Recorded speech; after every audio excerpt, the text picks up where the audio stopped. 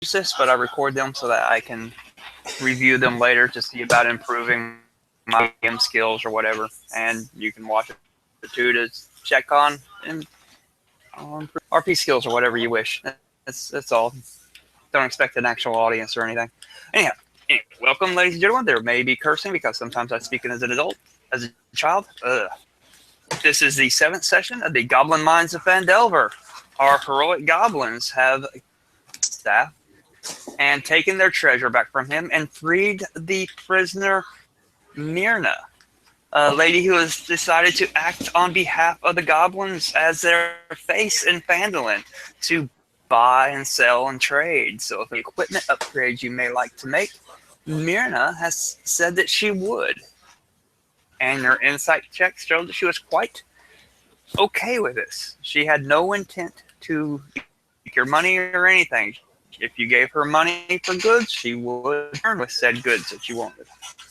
Also, for freeing her and not slaying her and eating her children, she was grateful enough to tell you about a family that was left in the abandoned village of Thunder, and after some volcano that blew up back, it was well before you goblins and you're short-lived. As Nort and Grek are wondering what to do underneath the shade tree outside of the Red Band Manor, they also already have killed King Grawl, and Grek is claiming himself king of the Cragmaws and all goblins now. He, from the body of Gundren Rockseeker, the dwarf, because, you know, they killed him and took the map because they're goblins, they don't care. They're like, or get that thing. Migosh arrives with some new goblin allies to introduce. So go ahead and introduce yourself, Nort. You, Dave, yourself, and any shout out, by all means, Dave. Thank you. Nort is a fairly older goblin. He's about the ripe old age of 20, 3 feet tall, putrid green skin with black splotches, has black dreadlocked hair with a green tinge, kind of dressed with a long, dirty coat, somewhat like a sailor, if you will.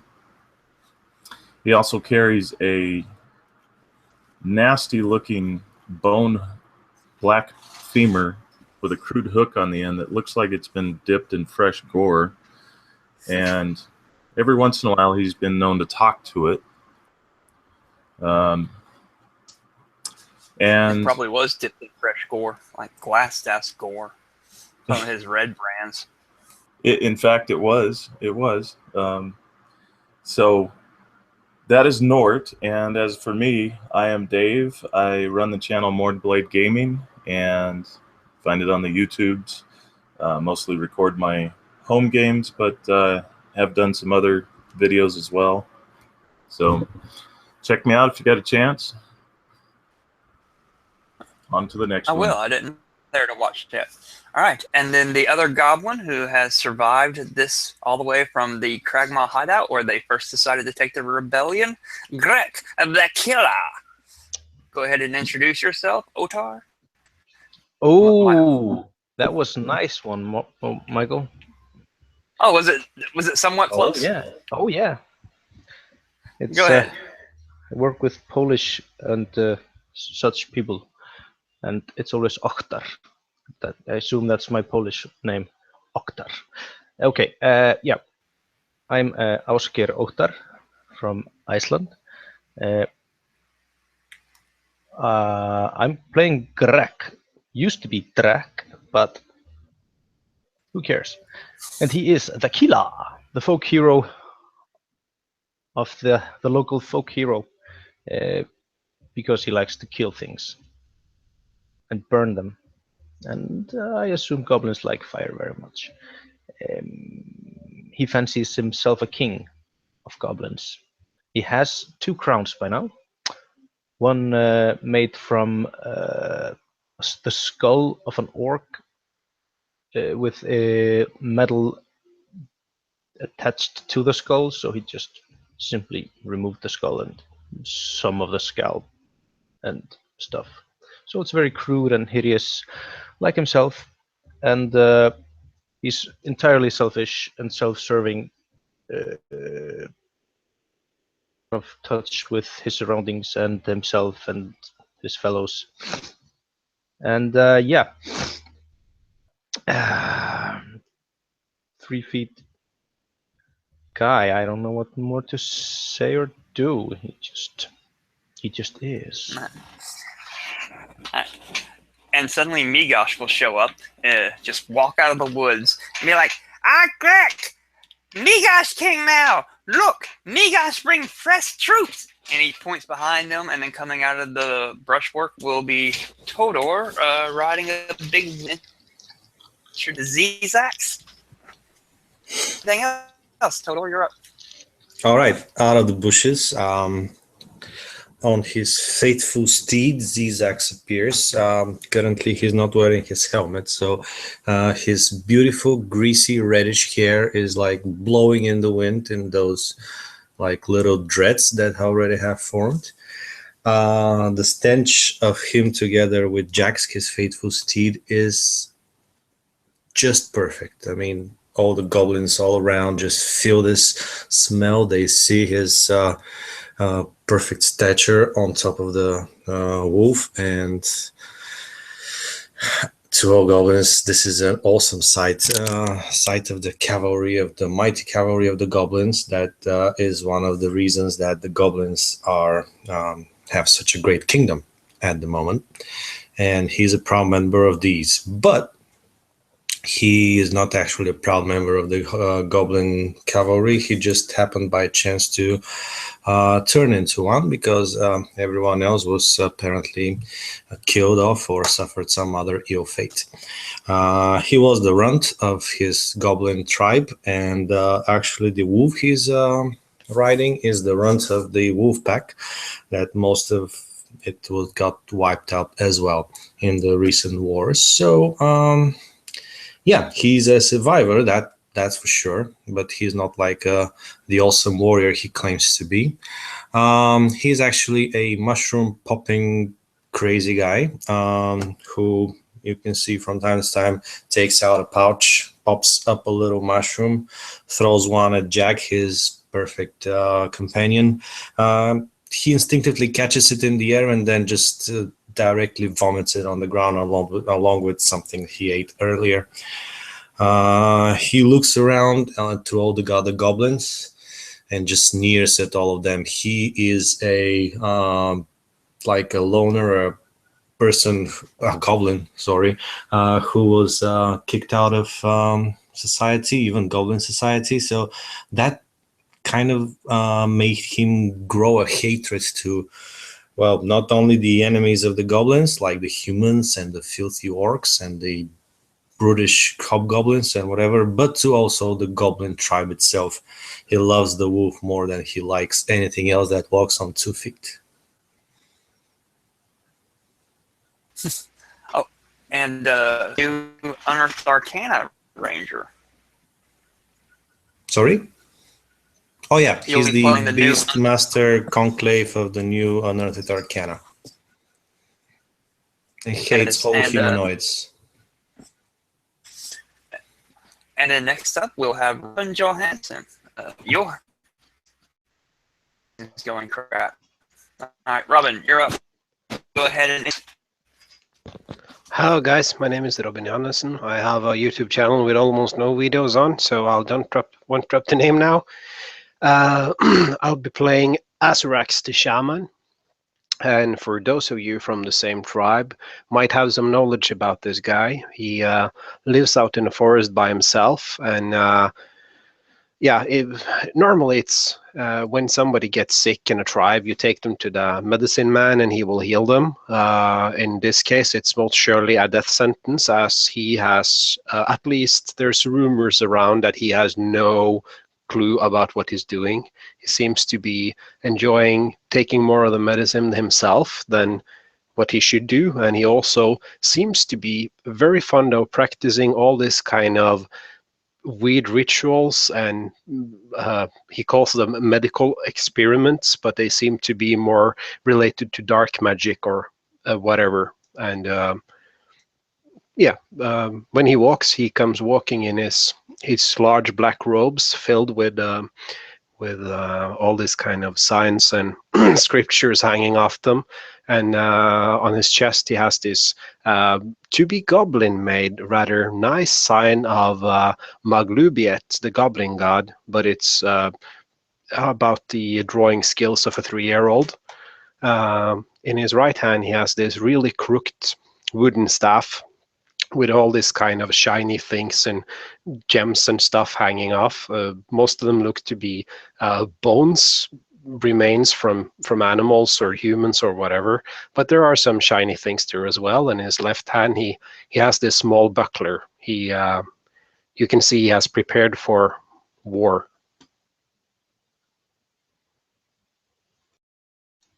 And that's about me. Prepared for war.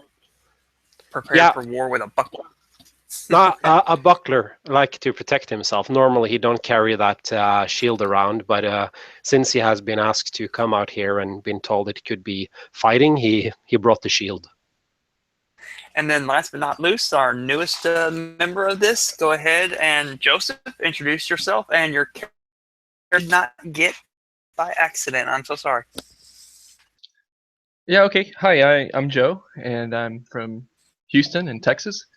And I'll be playing the goblin barbarian named Mizrak, but everybody starts to call him Nibbles, in part because it looks like somebody had chewed on his left ear and left a bunch of like bite marks there at one point. He's a pretty unassuming looking goblin, except for a few features. I mean, he's pretty standard, sickly yellow skin, flecks of brown here and there. But definitely his mangled left ear kind of sets him apart. He's pretty young by goblin standards. He's like only 11 years old. He's kind of been a nomad, hasn't really made a whole lot of friends, moving around from tribe to tribe. But he definitely, now that he feels like he's an adult, he would probably be saddling up next to Todor's character, this warrior that in his mind looks like an accomplished warrior. And you'd be trying to kind of put his chest out and kind of just look like he is maybe more experienced, maybe a tougher fighter than he really, like almost trying to psych himself up some, Other than that, he has a battle axe that is really almost too big for him. Instead of wearing it on his back like he probably should, he still has it like in his loop to the side of him, and this causes the like to his hip. This causes the handle to kind of almost drag against the floor often whenever it's sheathed. Very good, very good. I like that. And so anyway, Migas will point to his newest recruits and be like, "See, Greg, Migas has allies too. Me King Goblin." Me gosh. King. Sorts of You things. bring more soldiers to my army. That is good. Well, I'm bringing them so that you can use them to further the whole goblin thing. Further Migash's kingdom. It's master race. Migos. Goblin master race. Yes. Remember? Yes. Master race. Yeah. See, these guys, they don't like, being kicked around by the and so bitches, and so we figured hey, they're here. Hey, buddies, what do you think? Hey, everybody, and Caesar's wolf is alerted to something. I know. What is up with that? It's not like somebody didn't get a walk-up 30 minutes ago. I assume that's all the wolves that we're riding. Yes. I know. That's it. Or you have to walk out in the living room, ask the burglar to be more quiet and leave fast.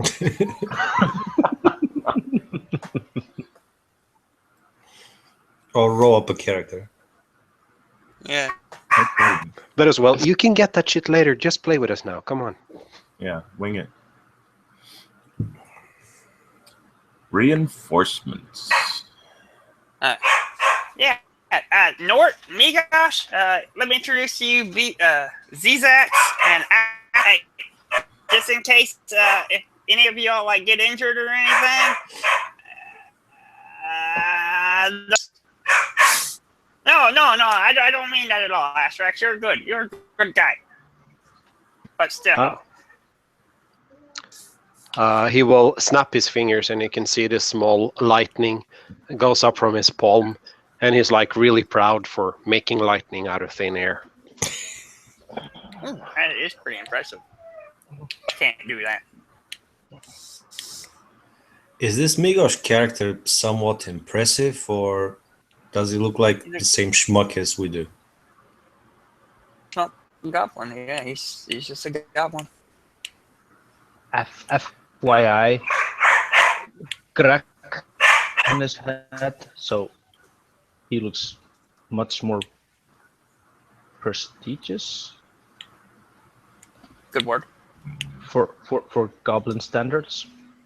Quite impressive with his huge charisma. Almost as big as his glass staff, which he wields as his scepter and speaks of it as such. Are you boasting your charisma around right now? Yeah, I'm not compensating for anything. You just have a huge staff and 18 charisma, but I'm not overcompensating, no. His rod got larger. I have big rod. Kind of defines him. He's a big rod. Yeah, but I hear it's made out of glass. It breaks real easy. And I beat him on the head. Yeah, but some goblin ladies like that. Should I roll for that? No need. Unless you want to cause damage or anything, no need. Ah! You know, 1 damage. 1 damage. Y'all are ever going to try to kill him, Migo. No. Just try to put him in his place. That's it. He has like this now. solution of. Alright. So what's the plan now? Besides everybody running, because I was just at the castle, and apparently Grawl's dead. You know, yay! All right, I don't really know what's the new plan. Grak is king. We kill king, so Grak is king. I have crown. Grak is king. Remember Grak the killer and Migosh. Sub-king. I kill Migosh. ya. Migosh. Goblin kind. Correct. Sub-king. Lesser king. You're King. wherever he is. Isn't Michael? He is currently residing in the Goblin Outpost. Can't remember the details of it. Yeah. What is it officially called? Hideout. Yeah. So Greg says this. Migosh, you can be king of hideout, and you can hide out in your hideout. Like, and sticks his tongue out. Well, Migosh will. That's what Migosh does. Migosh goes back to hideout. Migosh king there, but Migosh king wherever Migosh is. No king in hideout. King is strong, like Grak the killer. Yeah. Kings make plans. That's what Migosh do. Being no advice. And Migosh brings new people to run weapons. Servants do. And Servants do that. on their weapons so that Gret can kill them. I got. See, I have this Goblin dictionary here. Nibbles, big definition of a servant. Nibbles, big strong goblin. He did many swords. Come on, Nibbles. Yes. So Nibbles would probably you can help. just kind of stand up and take a step forward, but he wouldn't say anything. Hey, look at that head. He can take many head, allowing Crest to kill them. And then Zizax got his own wolfy jaggy. Can take many moves to the head too. Thank you, Zizax. Z will just spit in his general direction and just do a wolfy noise, like grunting towards him, and the wolf will replicate that, and they'll both like suddenly be looking very intimidating to this Bimbo. Gosh. Well, this Migosh guy, yeah, Yeah. basically, because Z will basically be very irritated from him telling that he's the king and all that, even though Zizak will be thinking that he was, in fact, the leader of this small group that took us from wherever we came from all the way to here, because he was actually in the lead, looking out for danger and whatnot. So he'll just spit in his direction. He will run and he'll say, "Issue king," and he says, "King," and you fool to let this. Why you not just decide this here and now? Otherwise, king. Okay, leader. I have decided. Zizax is correct. I have decided. Migosh King. It is Yes. now decided Migosh. here and there. Yes. Migosh, you make plan. How you like plan? I kill you now, and I be king. Yes. Oh, Migosh. Fight. I Nibbles think would- I'll shoot What are you? a second level magic missile. What? Nord is standing there and he's kind of moving his hand around his blackened femur, and he has been kind of whispering to it, and he says, "Looks like your boat's taking on some water there, King Migosh."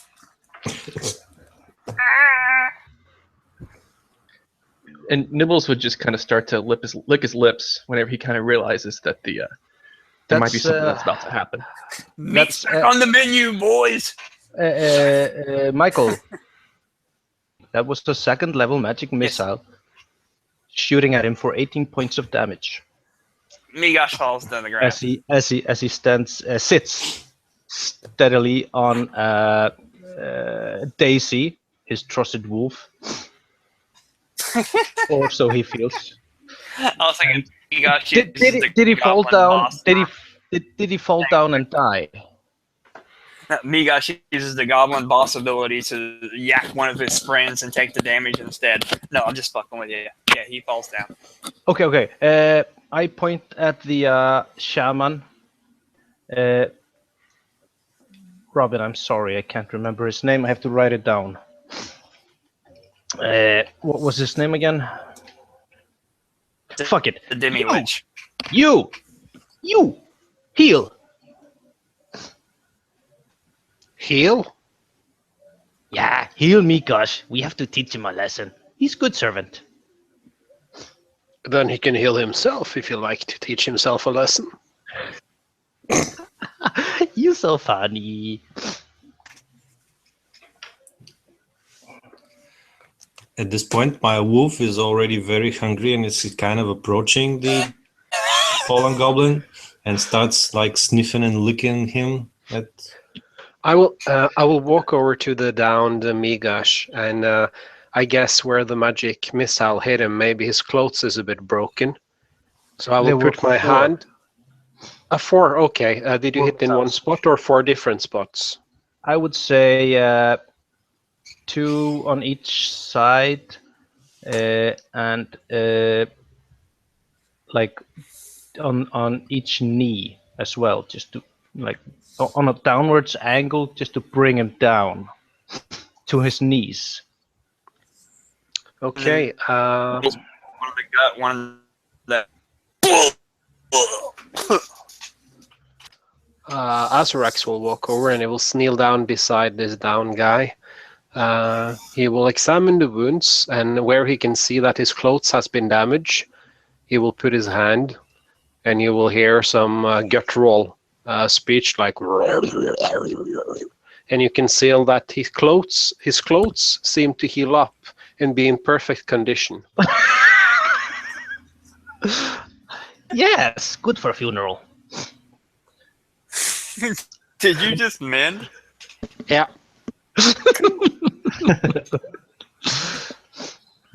Nibbles is also sniffing at the body, just like almost like exactly like Zex's wolf. He's just kind of sniffing at it, and kind of looking at you guys and sniffing at it and looking at you guys.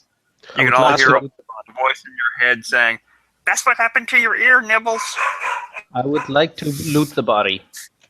Azurax will turn around as he fixed his clothes, and he looks very proud now. He stands there with his arms crossed and like, yeah, did it. Absolutely. Who's looting the body? Crack. Our new Okay. king, I suppose. Fine. Right. Copper piece. Wait. Sorry.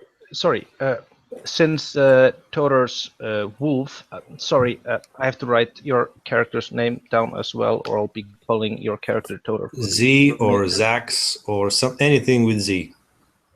Zax. Like it. And he's the ranger. Okay. Your wolf is currently sniffing it, and so I don't know if how he will react, because I will ignore him.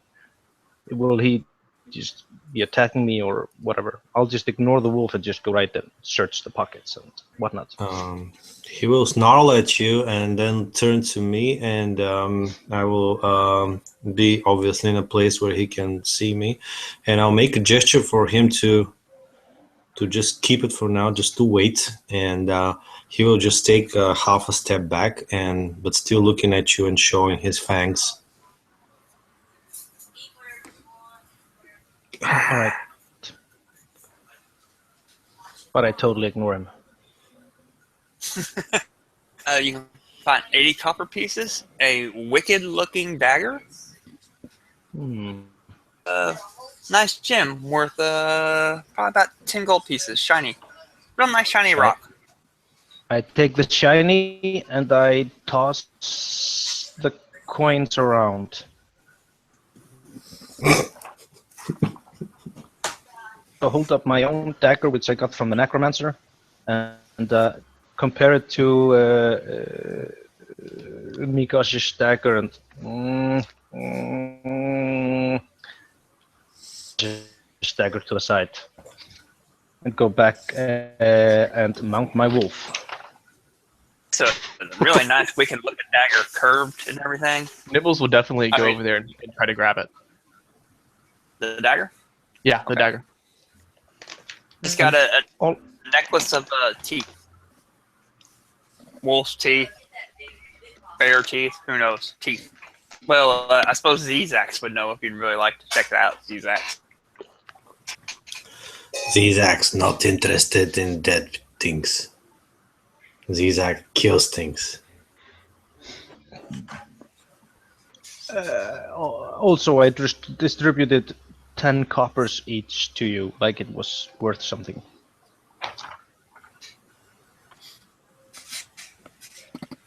Keep your coin. He looks around you and he doesn't seem to find a nice adjective, so he says just you. Can Jack eat now? He shrugs. He says, nice wolf. Yeah, but this your cue. Can Jack eat now or not? Yeah. Sure. I loot the body. All right. He's dead. Were we holding on to the boy, or we're letting him go to the afterlife? Well, I vote afterlife. A beautiful goblin funeral eaten by a wolf. Yes? That is a And I look guessing around. roll. Well, I kind of lean in, not too close, not in his personal space, but up to King Grek, and I say, he does serve his purpose. You've noticed that he keeps bringing reinforcements. He has a way with bringing more on. We should keep him alive. At this Okay, point, you'll fix him. Azrax is pulling the shoes off Migash and tries like fitting them to his own feet. They seem to be a good fit, so he starts putting them on. While he do this, he turns. And while he's doing this, he turns to his newfound king, Grek, and say, "Well, Grek, what do we do now?" I like Miko's plan. Mikos? Crap. Crap. And he scratches his skull crown. Can somebody fix him? I fixed him. He's fine. Good shoes. Yeah. Can I get a medicine check to see if I can stabilize him? Or is he too far gone? You may.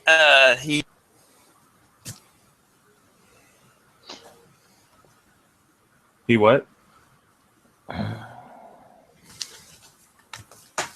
He should be stable. Yeah.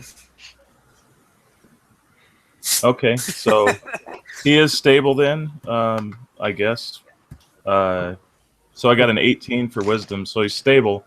But I start binding his hands and his feet in like a hog tie. Okay. And I take a nice branch and then string it through and basically just look to Nibbles and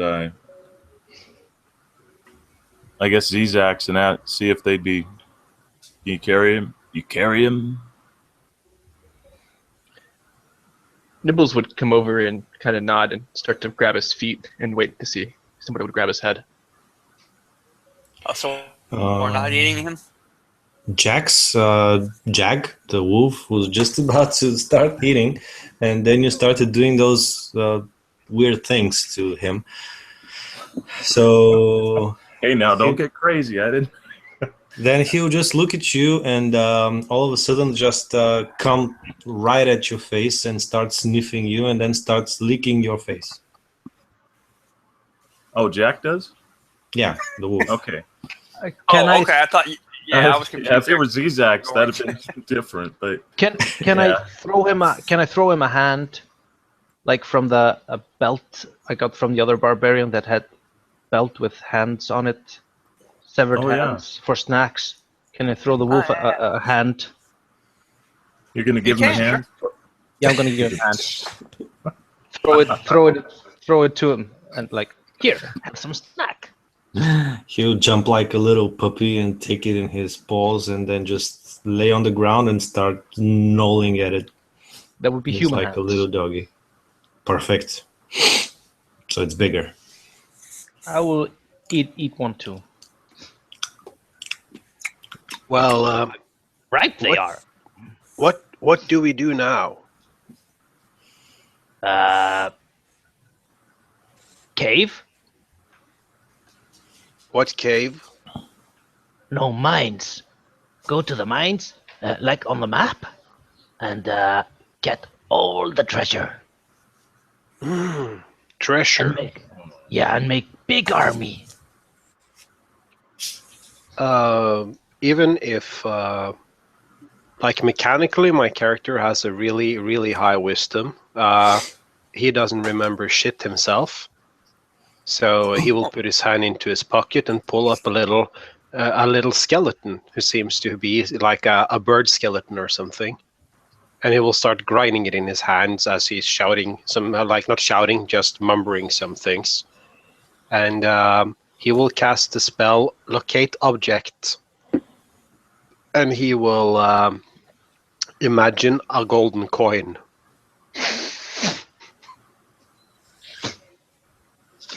Well, there are golden coins on Nort and Grek at the moment. They have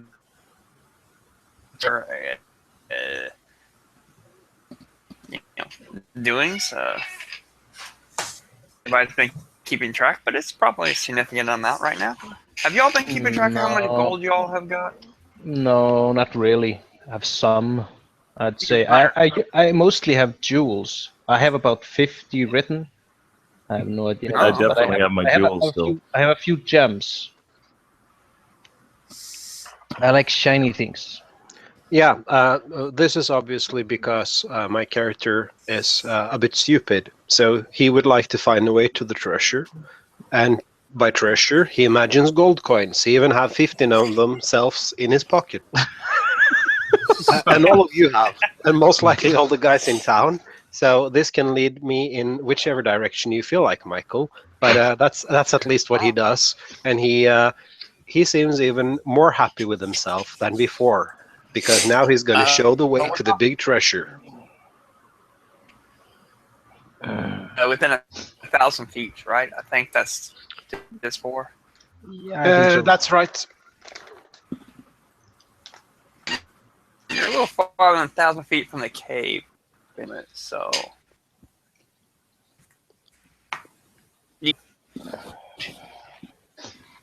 It's amount we have a map. gold. So, God goes towards north. Towards north.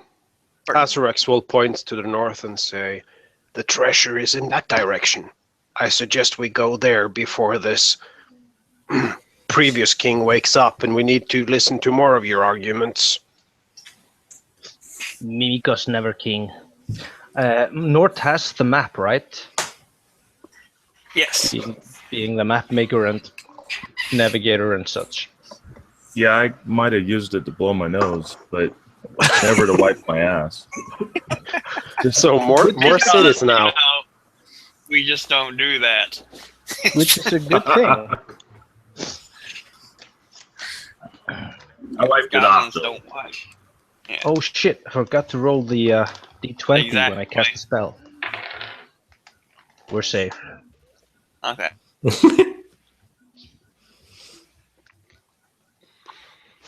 For now. For now.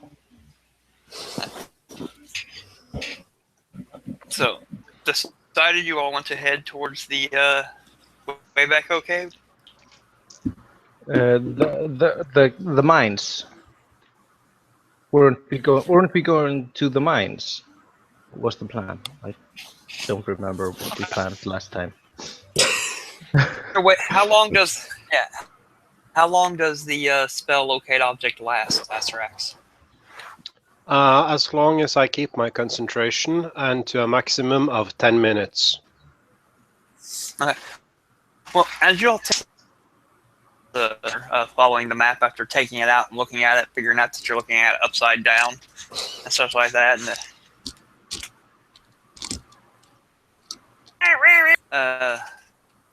thing y'all find these Max looks at it and goes, "I'd read map," and is leading you there. So, Astrax, you feel this sense of treasure moving around you, and wherever the direction changes, wherever you are in relation to Nort.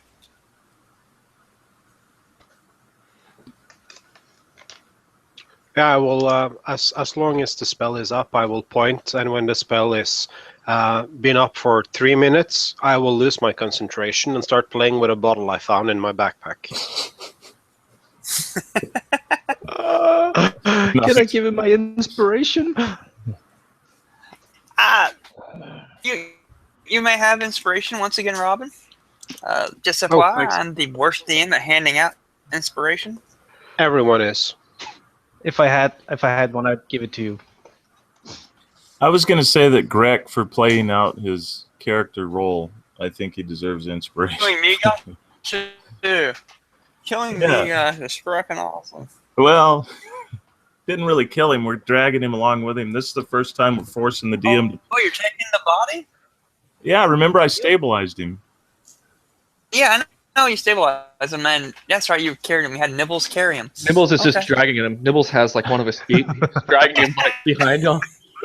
Just kind of whistling to himself.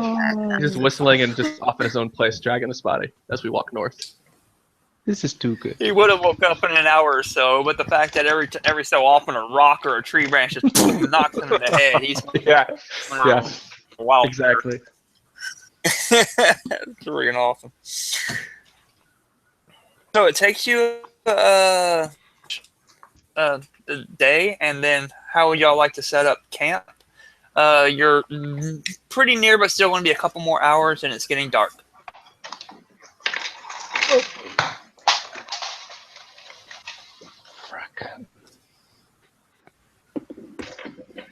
Yeah. So you So how would you all like to? Any one of you good at doing anything? Nibbles is good at hitting things with my Zax. Correct. Good. He's good killer. Good killer. Zizax, you're good in the trees and stuff, right? Yes, I talk to trees. I speak with mushrooms. I even play with squirrels. Usually dice games.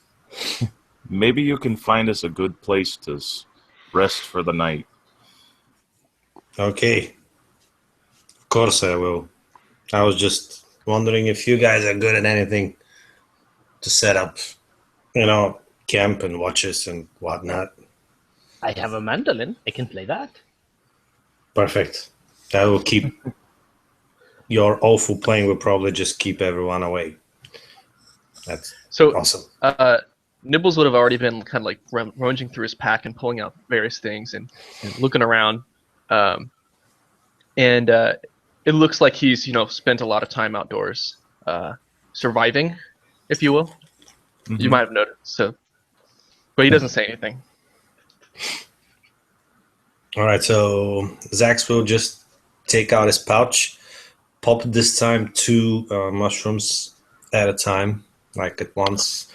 You'll see him stumbling for a bit, and then he'll just start like looking at the trees and saying, "Hello, what are you doing here? Where is a good place to camp?" That he'll do that for about 10 minutes, and then the actual magic will finally kick in. The apple tree. And he will start being able to speak and understand like small animals. I'm just mixing the ranger and the ritual together. I just wanted to, have more. I was going All right. with Trippy Shroom and the trees start talking to you. That's cool.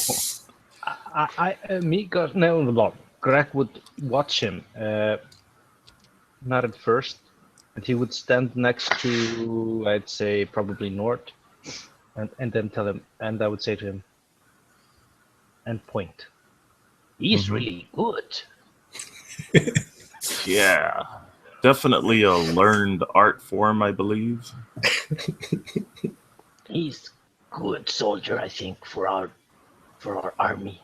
Yes. He has very, I think they say, unique skills. For how long have we been walking now, Michael? Starting to get dark here, just a little bit away from the cave. Yeah, but how long, like in time, have we been walking? For this day. One day. Yeah, how many hours? 11, 12. Say you stop for, every once in a while to get a snack here or whatever. Okay, because when we March. after we start walking, when we walked for more than 30 minutes, Azurax will start complaining. Oh. It was like, new shoes are not so good. Roads are bad. We should take a break. Need water. Didn't you say we have wolves? Yep. So I'm just looking over at him like, why aren't you riding your wolf? Okay. He will What? walk up to the wolf and spend like 10 minutes like sitting the wrong way and trying to pull its ear and almost getting eaten and stuff like that. And in the end, he will work it out and just look at you guys and start riding after you. Okay. Excellent. Then he would point, Greg would point at Azarax and say, "He's really good." You're very impressed with this new crew, aren't you? Yes, they have good skills. Yes. Good. Yes. New skills. We need new skills. More skills. I think. I'm king now. I have to think of everything. We need new skills. Yes, you do. All skills. Goblins. All kinds of goblins. That is good.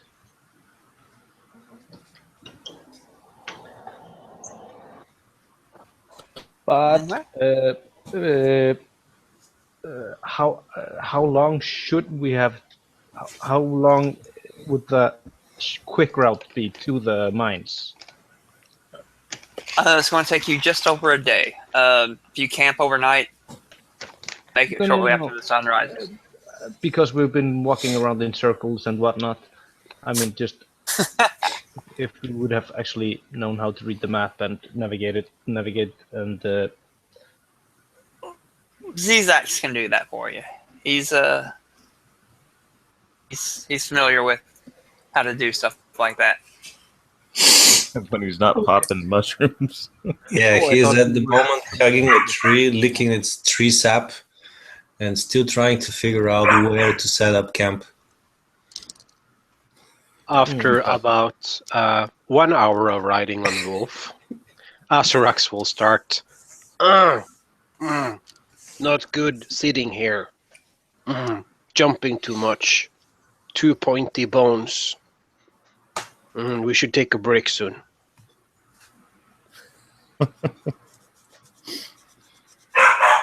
It may take you. Okay. Okay. Greg says, and he points to any place and says, "I think this is a good place to stay." As soon as Azarax hears that, he will look up and he will say, "When the ravens cry, we have the spot." And 3 seconds later, a raven cry. What? And he just shrugs. My and mother? says, "See? You know where Nope. my mother is? Oh, King Raven, show yourself. Your mother's an old bird? The raven may doesn't be know. crying, but you, for the raven, since you are speaking with animals at the moment, is saying, "Hey, everybody, look out! Everybody!" I used the Thaumaturgy spell to make that cry, so there might not be a raven here. Yeah. And you, without wanting to, you just made the sounds in Ravenish that sounded like, "Hello, Zizax, I'm your mother. Where are you?" Oh, God. Hello, son, I'm so disappointed of you. Kill yourself, kill yourself, kill yourself. But you don't speak Raven, so you can only do it without wanting to. Yeah, but it's my god staring my my spells, I guess. Too funny. Gods. No, I'm joking. I'm just making a normal cry because he don't prefer to do anything out of the ordinary, and traveling more than an hour away from his cave is out of the ordinary. All right. So at some point, I think the trees will tell me a good spot to, at least what I believe is a good spot to camp. So I'm gonna spend not more than an hour looking for mushrooms to fill up my supplies. Then I'm going to eat some of them, and that will boost my rituals casting skills. I will set an alarm in a 20-foot cube and I would just go fast asleep without even setting up watches or whatever, or participating into any of that shit. Yeah, Crack would have just lie down on the wolf, use him as like a bed long before that. Actually, Nort takes out some rope and his blanket and stretches a hammock between two trees and lays down in that. Okay. Nibbles is actually he kind of puts the body down that he's been dragging and tries to lay down using it as a pillow, but then he's pretty uncomfortable, so he gets back up and kicks it a few times, like he's fluffing it, and then he lays back down and he's like, oh, this is nice. So he won't be waking up during the middle of the night. Or ever. Random encounter. No. The sun rises in the morning and you're otherwise exhausted. And as the sun rises, you all start to arouse from your slumbers. Migosh also arouses. And he's like, I got a crick in my back. What happened? Migosh just got in his... Oh, it's like a board. What happened to me? That must have been one hell of a party. And as soon as he moves, the very audible, awful sound will just wake everybody up, because I didn't remember that he's still alive, so I didn't include him in my little spell. Suddenly the alarm just rings, and I just jump up and take out my spear and start looking for the enemy that has dared penetrate my alarm perimeter. Roll for initiative. I think I would beat him on the head with a staff. I would wake up to this, his screaming and or complaining, and he's still tied up. So I would beat him on the head and say, "Migosh, you learn now. You not king. You servant. Migosh You won good all sorts servant. of things. You good servant. You good servant. Migosh's head hurt. We keep you alive, but remember, Migosh must have had Grak is night. king. You can call me. I heard Migosh was king. No, I kill king. I'm king now. I have crown. I Yeah, have but scepter. you kill king for Migosh. I beat him on the head again. Or just knock him on the head. Whack, whack, whack, whack. You stay quiet now.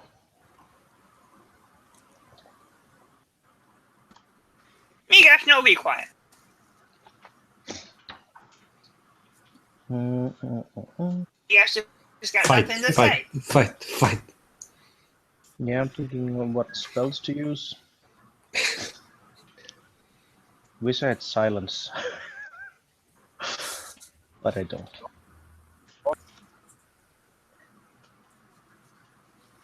So Nort walks over and quietly leans over next to Migosh and says, "Your life was saved. Are you coming with us or going back to the caves?" Do we have a plan? Did Migosh give you all a plan while Migosh was asleep? The interim King Grek, and I don't pronounce interim very loudly for them to hear it, has the plan. You go manage the caves and bring on recruits. Agreed? Oh, yeah. That sounds a good plan. Migosh not in trouble, and Migosh not have to fight things. Migosh is a good fan of this plan. Migosh once again comes up with awesome plan. You all go and kill everybody and bring back riches while Migosh managed cave and acquire new recruits. Why can't Migosh move? And then I look over at Grek and say, "That was the plan, right?" He shrugs. All right. So at this point, I just kind of lean over with my the sharpened hook on the femur bone and slit the ropes that are on his hands and his feet and just walk away from him as I fart as I'm walking away.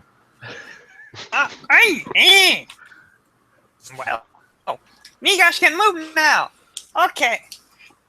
Just the cave, and look for more recruits. You guys, spring recruits. You goblins have a good day. Listen to the Gret. Go run your heads into other people's weapons so Gret can kill them. Me guys out. As he walks away all barefoot and his feet hurting because his boots are now on Azarak. And he doesn't And have his his head's- dagger. His back's all hurt and his head's all sore from being beat on.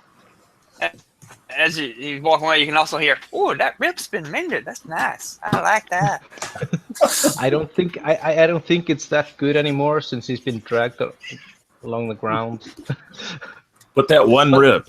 But yeah, but that's probably just on his back where he can't see it.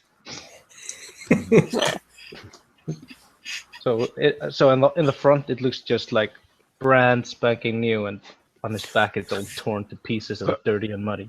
The button that was almost falling off is now fixed, but he has an open back instead. Man, it's cold.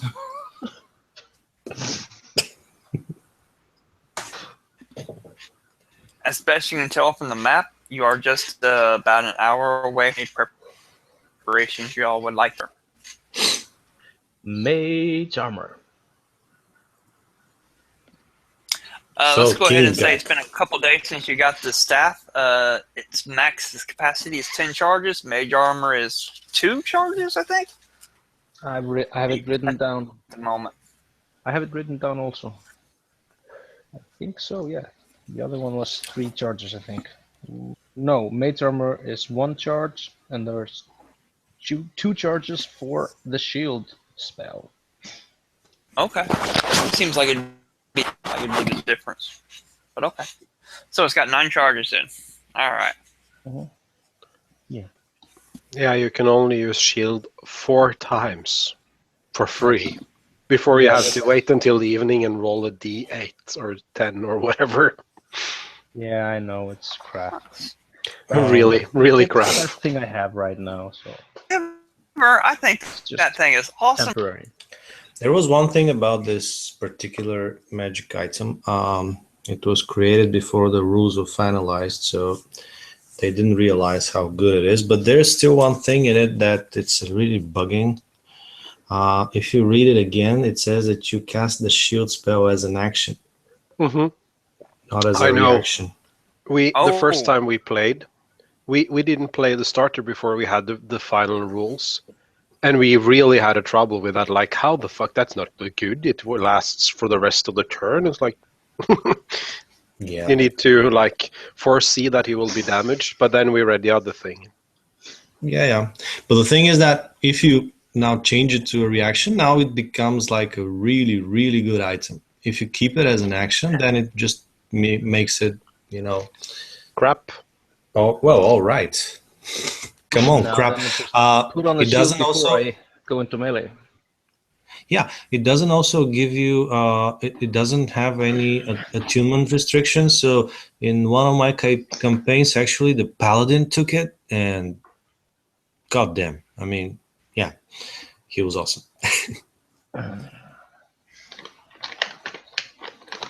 It's a pretty cool item. I'm gonna go with the whole kind of the. I just don't see it. I still see it as like an arcane caster. You have to be a wizard, allow a sorcerer, warlock, I suppose. Probably that was the intent. Yeah, But anyways, might even let a bard use it. That'd be about it. What? I would go to King Crack and say, King Crack, are we finally getting somewhere? Do we get to kill some human scum or other pigskin prey?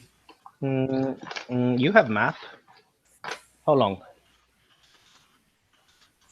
He just reaches towards his pouch and takes out the map that is already completely like smudged with all this brand new mushrooms that he got, and the mushrooms have this oozy kind of dusty thing that I don't know the word of. He wasn't guiding you by the map, he was just doing it on pure instinct, licking tree sap and such. So, oh yeah. But what do you know about this place? And he's looking at the map from a completely different 90-degree angle. What do I know of this place, Michael? Of the cave? The mines. Aren't we going to the mines? Well, that back in the Cragmaw hideout days, 50 What? characters named of like Spider hired the bugbears to search for Gundren, the dwarves, and such like that. This the ancient dwarven riches. Mhm. Y'all decided to say screw you, Clark, and that's about it. It's an ancient site of dwarven riches. Yeah. Okay. So, Sax, I tell you this, and I lean in so the others won't hear. You know how dwarves poop diamonds? This is like a big toilet where all the diamonds are. Everybody Very knows that. old, very, very old dwarf toilet where every dwarf go to poop. So, over a long time, many diamonds. Okay, so I'm not sure you take this deal, but here it is. You take diamonds, I kill dwarfs. Yes, I like plan. But I kill dwarves too. And I spit every time someone says dwarf. Good. I really don't like them. They taste horrible. So we hunt dwarfs now, right? Dwarfs make good wine. Yes. I like wine. Dwarfs. Okay. We take diamonds, Even we better, take wine, corpses. and kill dwarfs. Oh, no. We kill everybody. I like Okay, that. dwarfs. I like And he just goes out in the woods a little bit further from the crowd, and he pops another 2 mushrooms and starts dreaming about dwarfs and wants to see if there's any dwarfs within 5 miles. Come on, Master Squirrel. You seen a dwarf? Where are you, Master Squirrel? Yes, there is a dwarf within 5 miles. There are dwarfs. Good. Take us to Master A Squirrel. single dwarf. I see a single dwarf. All right. In my imagination, I'm talking to a squirrel, although it's not really there. But in my imagination, I'm asking this squirrel to take me to this dwarf and basically start going to this direction. Jack does not really, I don't even motion for Jack because I'm really high right now, but he will at some point see me wandering off and start walking after me. Oh yeah. Greg would be, making a minor illusion of Migosh being, getting hit by the magic missiles and being dragged and playing it like a Reliving past glories. yeah, like a YouTube video clips, like giggling like a little girl, like laughing at the whole thing.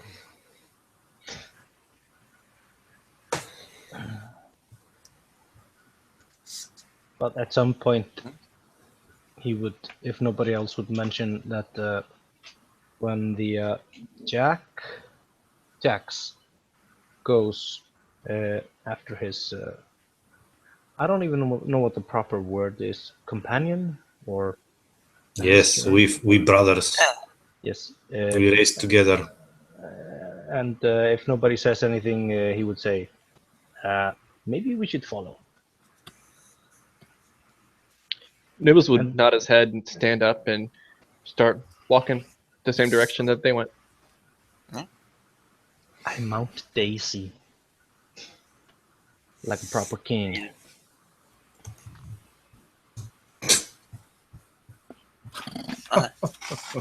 Now, as you all follow, you will small little like almost hole in the ground, just a small little cleft going up onto a hillside. Rock hole, barely big enough for. I mean, you could, if you were say a dwarf in full plate or something, could possibly sneak through here. Your wolves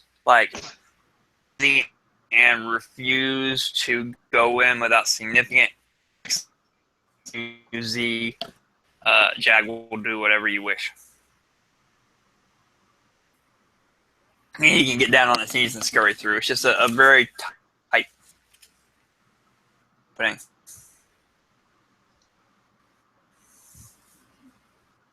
That. No, you, Yep. you broke up a bit for me, Michael. Could you please repeat? Okay. After a couple miles, you all will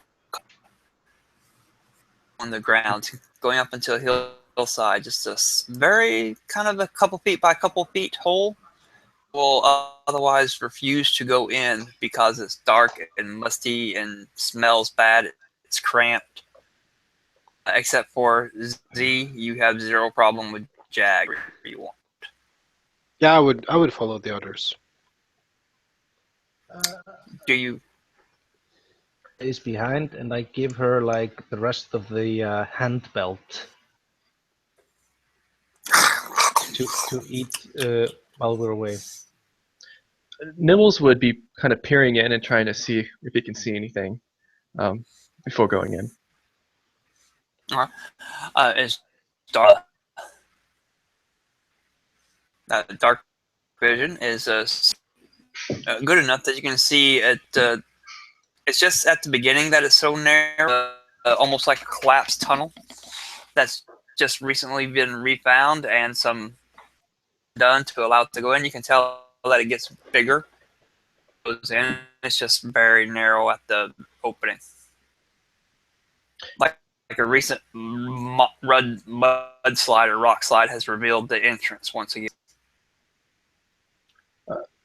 Nibbles would turn to everybody else and say, "It looks like a hole. Should we go into the hole?" Yes.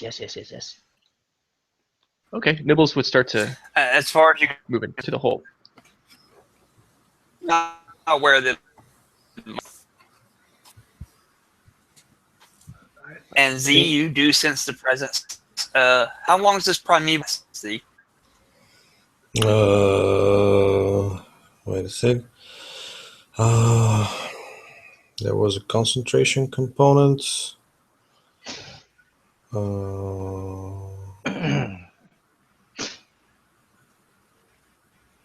It doesn't Doesn't exactly have- pinpoint doesn't have. location, right? Yeah, it does. That doesn't really exactly, or even if it does, I wouldn't want it to. Says Okay, I think it reveals which are present, their numbers, and general direction and distance. That aways. One that aways. In the hole, one dwarf. Alright. Who would like to be the first to enter the cave? Z will be basically wandering off and speaking to imaginary squirrels, slugs with butterfly wings, and rainbow beetles all around him. So he'll just be led into this place, guided by those spirits that he sees.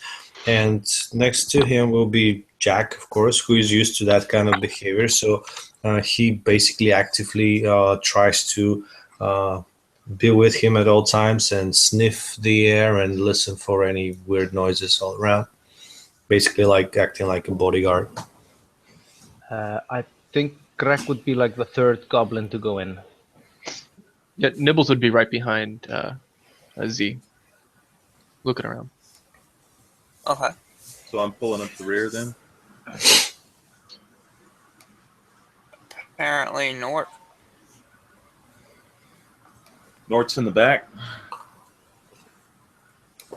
Yeah, I would fill in wherever I fit. I wouldn't have any preference for where to go.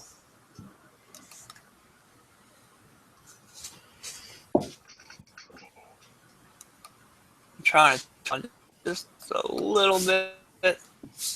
I'm stealth. I'm stealthing. I'm moving as silently as I can.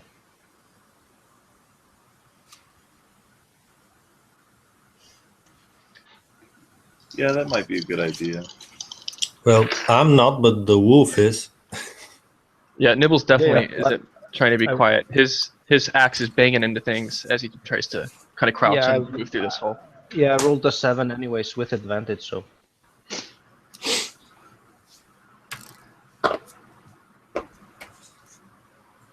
So the glass staff keeps hitting the things, the cave walls.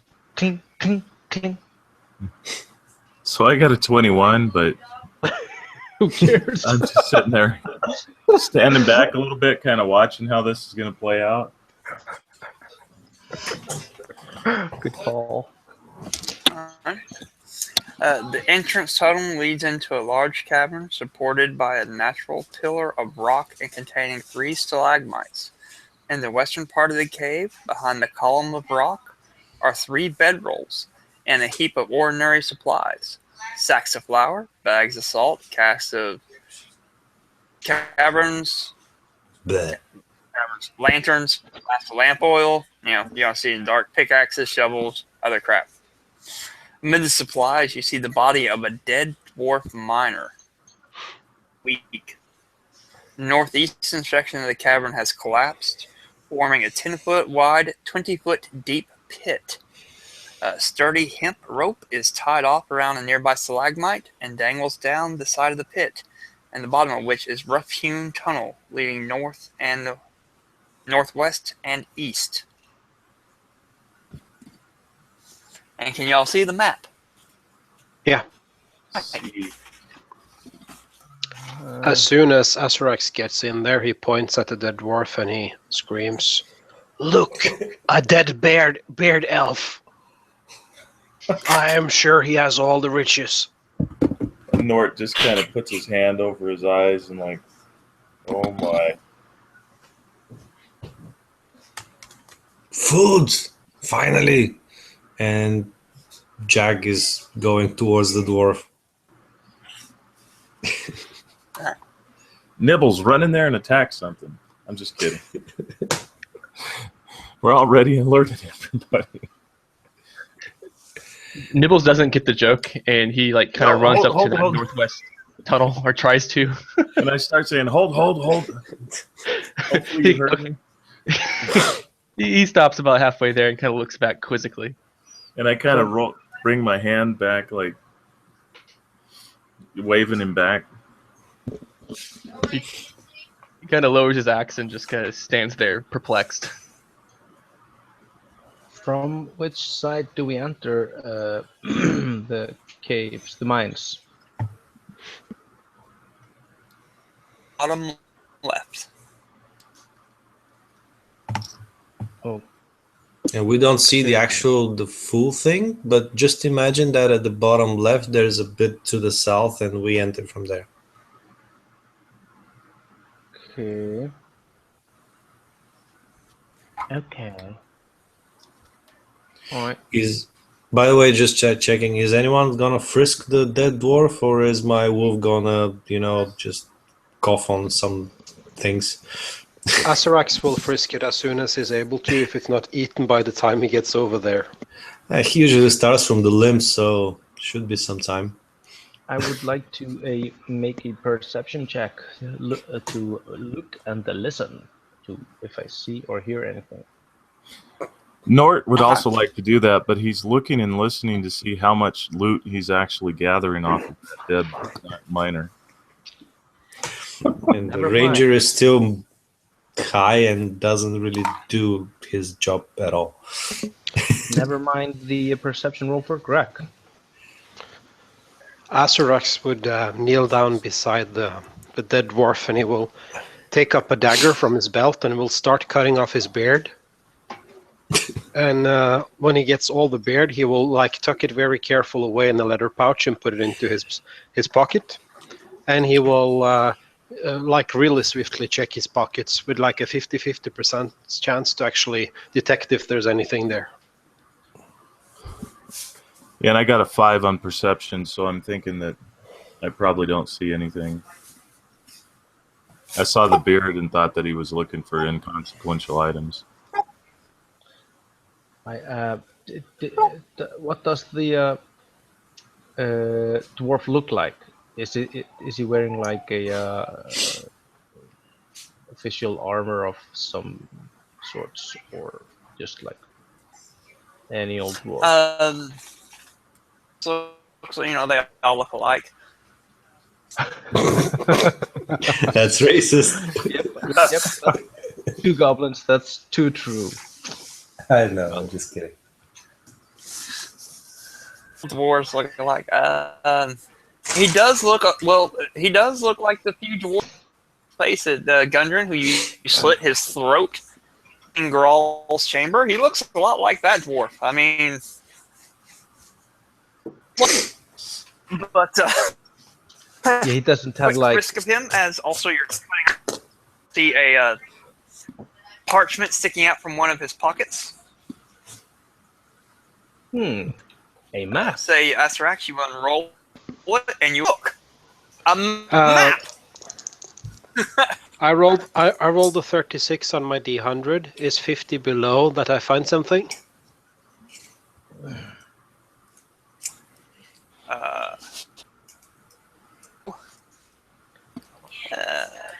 If you like rule that I find it, I will pick it up and stow it away or read it. If I don't find it, I will just take it out of his pocket and throw it on the floor as it's garbage to me. I don't need to keep records all day. I'm sorry, my wife was talking to me. What, Robin? I said I rolled a percentage die and I got a 36. And you can decide if above or below 40 is that I find something on the corpse. If I do find, I will pick up the parchment and read it. If I don't find it, I will just throw it away on the floor as it's garbage to me. Well, you will find a parchment. Is a parchment of this map and all in Dwarvish. Anybody speak Dwarvish? Why would we?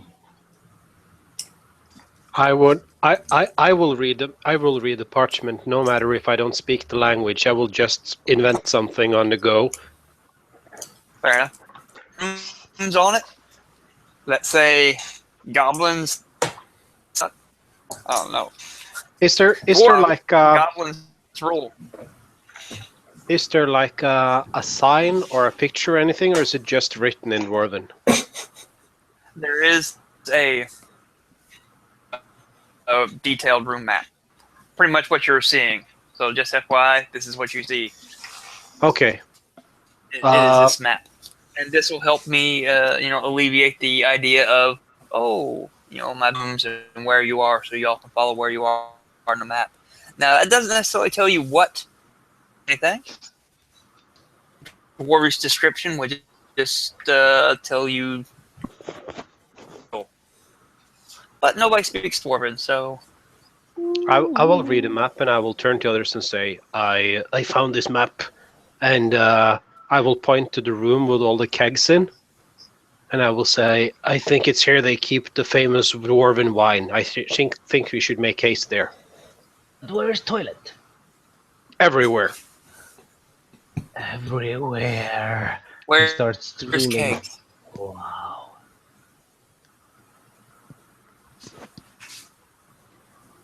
Wait. Like you see the green mist in the corner, right corner. And it's just to the left of that, there's a room with a lot of kegs.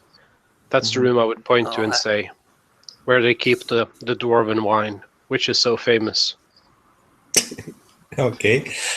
Licking the awesome lichens that are probably on the cave walls.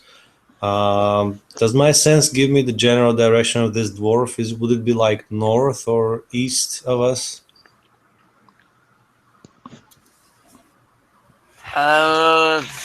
Both. A little bit of both. All right. Northeasterly. Northeasterly. Room 20. Room Shh. 20. Shh. All right. I rolled some dice, and I'm now staring towards the north exit of this crevice, and I'm wondering how to safely go down with Jag. I mean, I can obviously climb down the rope, but Jag will have to like slide over on the entrapments. It's pretty escarpments, steep. whatever. Yeah, I know. Escarpment. I see that, and I'm worried about Jag. Oh, are we where the pointer is on the map? This is also confusing to me. Has Bottom anyone right. made I the think I got my pointer there. Bottom Yeah, I have my left. pointer there. Yeah, Bottom left. Yeah, so that's bottom where we would left. enter the actual mines. Yeah. Yeah, okay. The escarpment Now that he's talking about. Yep. And they're north, west, and east. And it's all down here. You got foot deep. Rope hanging from a stalagmite already. There is a rope there Okay. for climbing Let's go down, down. but you do have a difficulty. You could tie the wolf. Oh, all right. What Z is doing is climbing down the tree and then taking some of what he believes is Jack's like favorite Scooby snacks, the awful mushrooms that Jack hates, but usually takes from him just out of pure friendship, nothing else. And he'll slowly start, going over the escarpments and trying to be very, very, I don't know, careful not to fall down.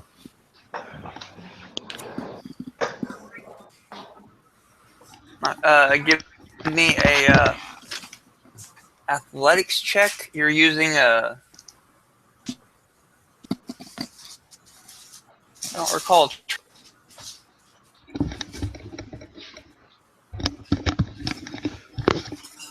Is this first from me with the rope thing? Oh yeah. If you're using the rope, just go ahead. Give me an advantage athletics check. All right, that's a natural 20 plus 4. 24.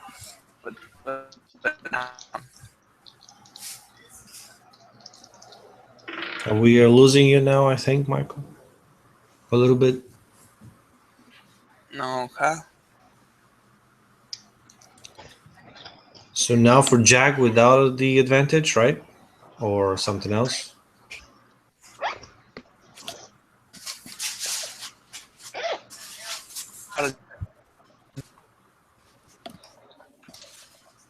Does anyone else hear him?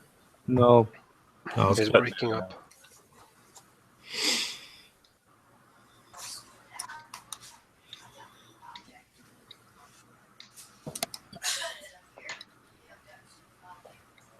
I have disconnected the thing again, so you can't see the map anymore. But that's okay. Read it Can you anyway. hear me better? Yeah, that's much better. Yeah, in order for me to screen share the map, I have to camera back on a little bit. Don't worry about it, Michael. I mean, has anyone made the mistake of raising their intelligence above 8? Nope. No. Good. So yeah, even if we had a map, we wouldn't be able to read it. So I also that's- just I googled it, so I have it. I guess I'm shamed into Oh, saying okay. It's quite easy to find. Yeah. It's for you, buddy. For all to see. Okay. So you can get down without a problem. How you're wanting to jump? I mean, it's only No, I 20 mean feet. just. I know it's only 20 feet, but he'll slowly, like like a dog climbing down the stairs. Try to clumsily, basically try to roll along with the rubble or something. Wouldn't that That's be not acrobatics for him?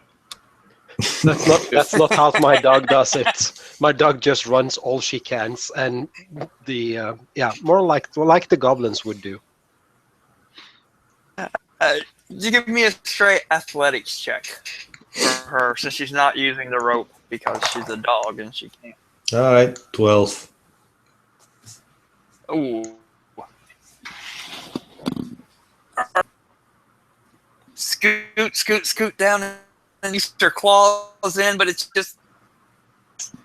And she comes gliding down for 5 points of blood.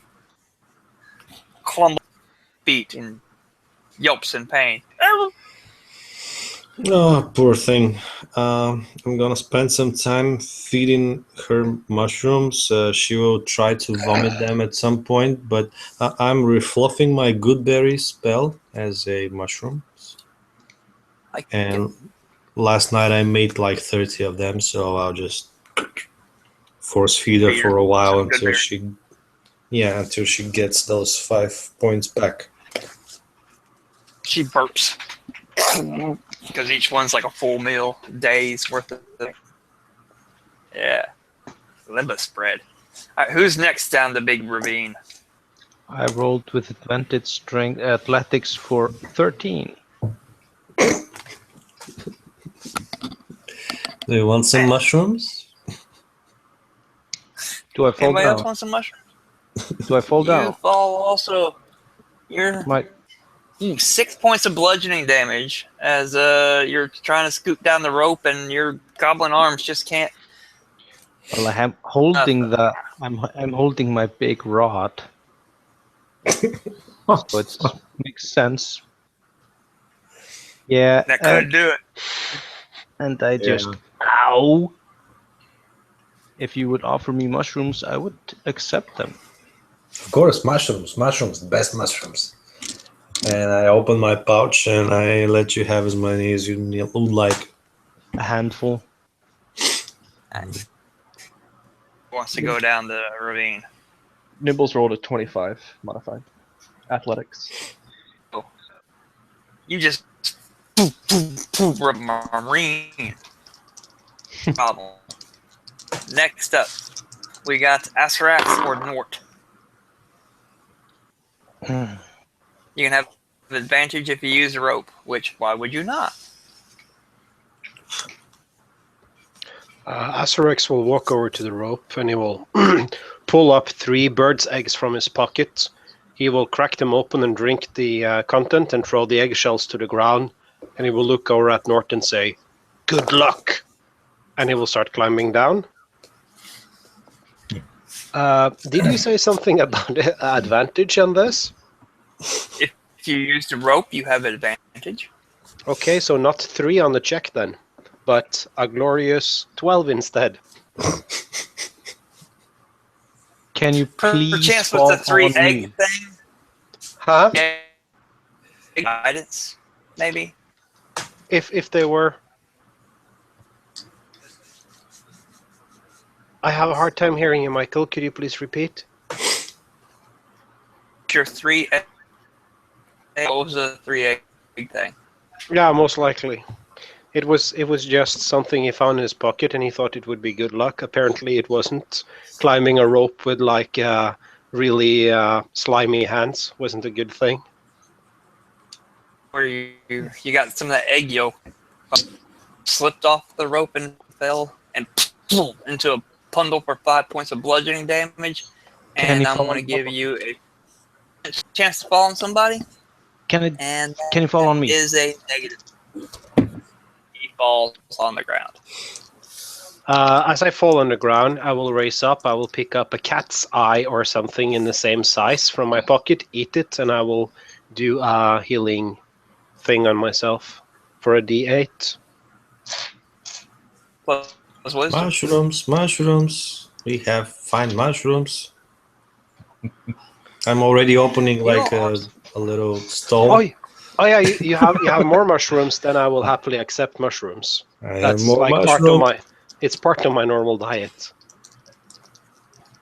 I The tell you, best you are mushrooms. the non-god in my life. Nort.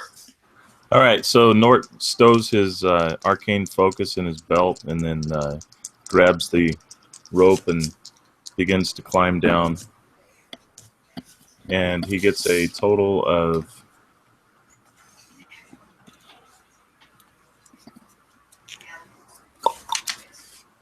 16. You have managed to climb down the rope. Oh my God! Somebody has climbed successfully. I was beginning to wonder. I was like, this rope is going to kill everybody. Yeah, it helps to put the rod away. I think this is a trap. Greg would say, "This is trap. Dwarven, stupid trap." It's called a bearded elf. Yes, stupid dwarf. Me chumming on the mushrooms. Stupid dwarf. They're hard to swallow, but with some that fine bearded elven wine, I think we should be fine. His eyes his eyes whiten. Ah, wine. Yes. Good plan. I like plan. I like this good plan. So I think that's a total of 16 mushrooms that's been eaten. Yes. I went Some through half this vomited mushroom and eaten climbing back. down a rope. I hope Some this good has some shrooms, man. in-game effects, except healing, that we don't know of yet, but will come out in the first combat.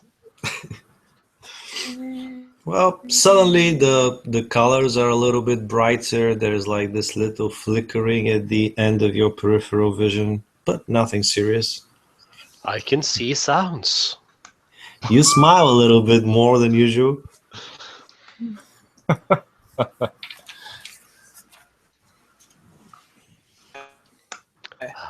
Have you heard the latest Pink Floyd album? Exactly. What are you talking about? Those old bards over at Waterdeep? Yeah, those. No, but I would like to kill them. Humans. Do bards taste musical? Probably. Who knows? I haven't eaten a bard. Never tasted musical meat. Okay, we're done here. We go to Waterdeep. Maybe I you like- can. I like plan. Maybe I be king of Waterdeep next. Starts daydreaming. Maybe some mushrooms. Probably. They help. What do we see now, Michael? Guys laughing and chuckling to each other like the Okay, mushroom. you all are in pit, and the tunnel extends going northwest or east. All right. Which way? Greg would try to stay in the center at all times because he's the king and he should be protected. Okay. Which way would you all like to go? Seeing this, Nord, I think Nord is like the second in command, so I turn to him as like split a little bit in his general direction. This is both my gesture for showing disdain and, of course, friendship, but mostly disdain. Is like, all right, so where do you think we're going? He looks down at the spit and just like sees the remnants of mushroom in it and says, I think he already said. Did I? What did I He say? stays in the middle.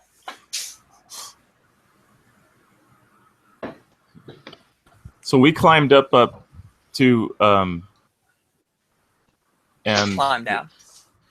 Climb down. and we can go through this underpass on the left or to the right, right? Yes, but do you remember what I said? No, I can't remember of course anything not. I said. Ask the squirrel. Squirrel. There's no squirrels here. Are you mad? Can probably ask a slug or something. Wait a second. Has anyone seen a slug around here? Barrels. Starts looking around. Oh, I know. Map. What is map? Where is the map? Who has map? We be going Where's- left, and where's Nort wine? points over to the left. Ah. So your name is map and we go left. Okay. Good. The map which I picked up from the dwarf, I would have read it, and I would have put it down on the ground and start climbing down the rope. Nice. Because I got that shit memorized, dog. Oh yeah. All right. Well, Crap. stealthily, then I try to go into the thingy on the north, on the left. Like, is it an archway or anything? I have no idea. And I want to just peek out and look in all directions. Just trying to be a real scout for once. Going to the left without Uh, putting the map up there. It is very. Here, I'll just go ahead and read the thing to you. The numerous intersecting passages. The ceilings are only 6 feet high. Sucks. And several other than partially excavated rock faces. So pretty much, you can tell this way, that way. It's all like a system, but most of these passageways are going to end. I turn back and then I say, great find. Awesome, large tunnels. Very fine cave. Awesome place. Yes. 6 feet Lots of high bedroom. ceilings are probably like, yeah, for goblins. It's like, wow, why do they make this place so big? Airy, open. All right, who's got Migosh running through their head? I was actually hoping y'all killed me, guy. That's okay. We send this guy back, right? So we're looking in this intersecting. So I guess we have left and right to go. Yes. You can see as soon as you come in that right, you can either go left or right, and right it's like 10, 15 feet before you have a pile of rocks, but there's another corridor to the left. I would have memorized where the room with the wine was. And it's only a D4 chance that I can go wrong.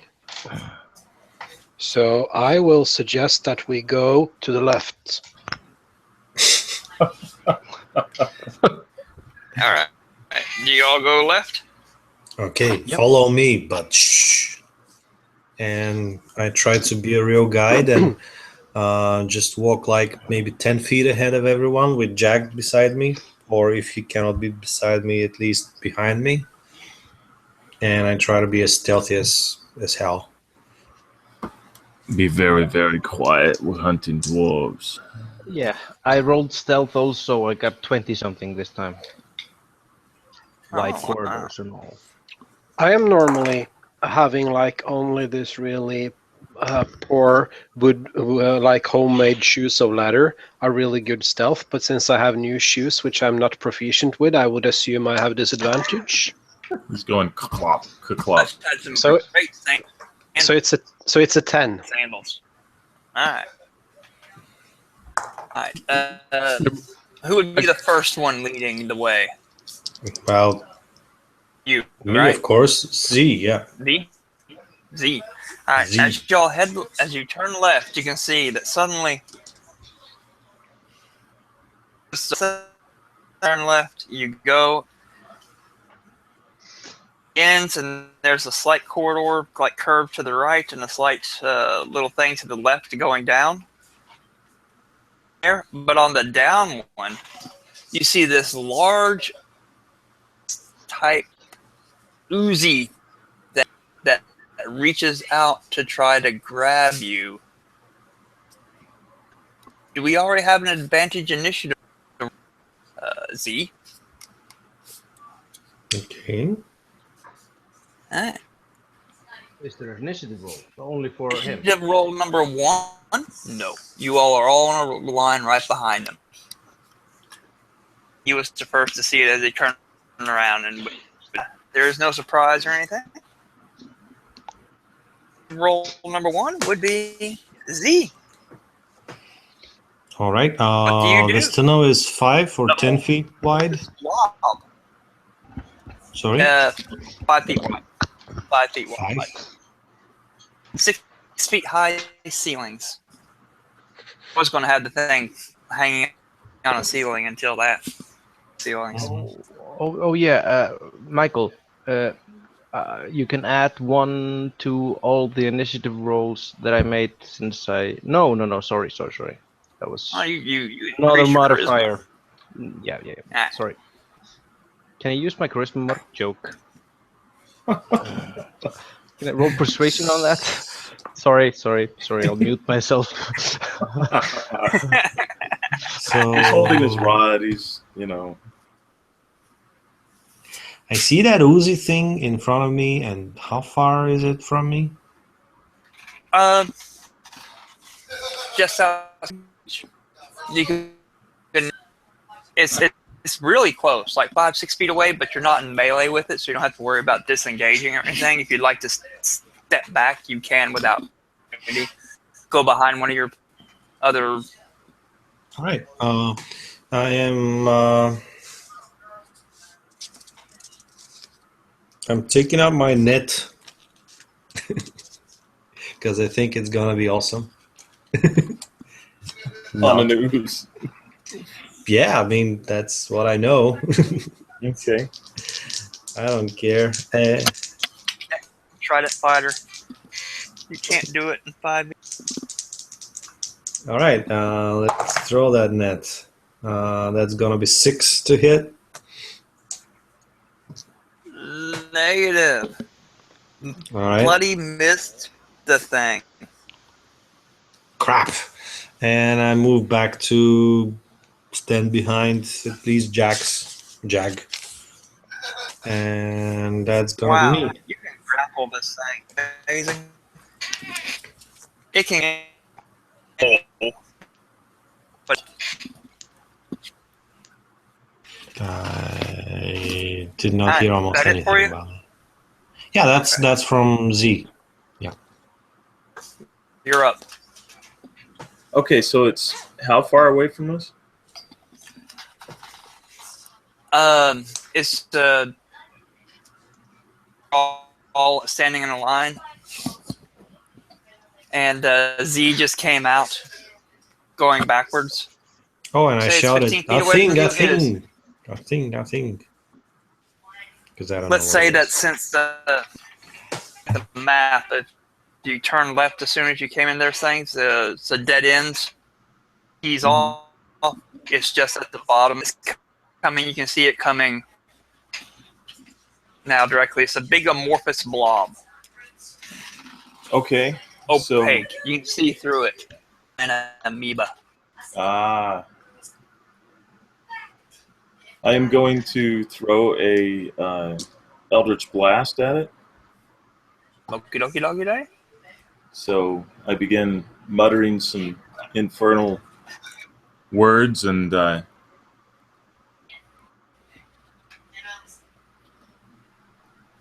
throw this black, purplish ball at it. And a total of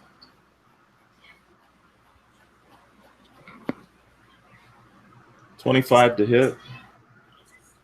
Shit, that'll hit. So let's see. For a total of 3 points of damage. Oh wow! It's a solid hit as it Working on that. explodes on the surface, and then I realized that I just clipped the upper right corner of it, and it just kind of zings off. You hit, right? At least I hit, yeah. Anything else for you? No, I'm still kind of like standing back, watching the because I'm still in the back, so waiting for. Okay. Greg.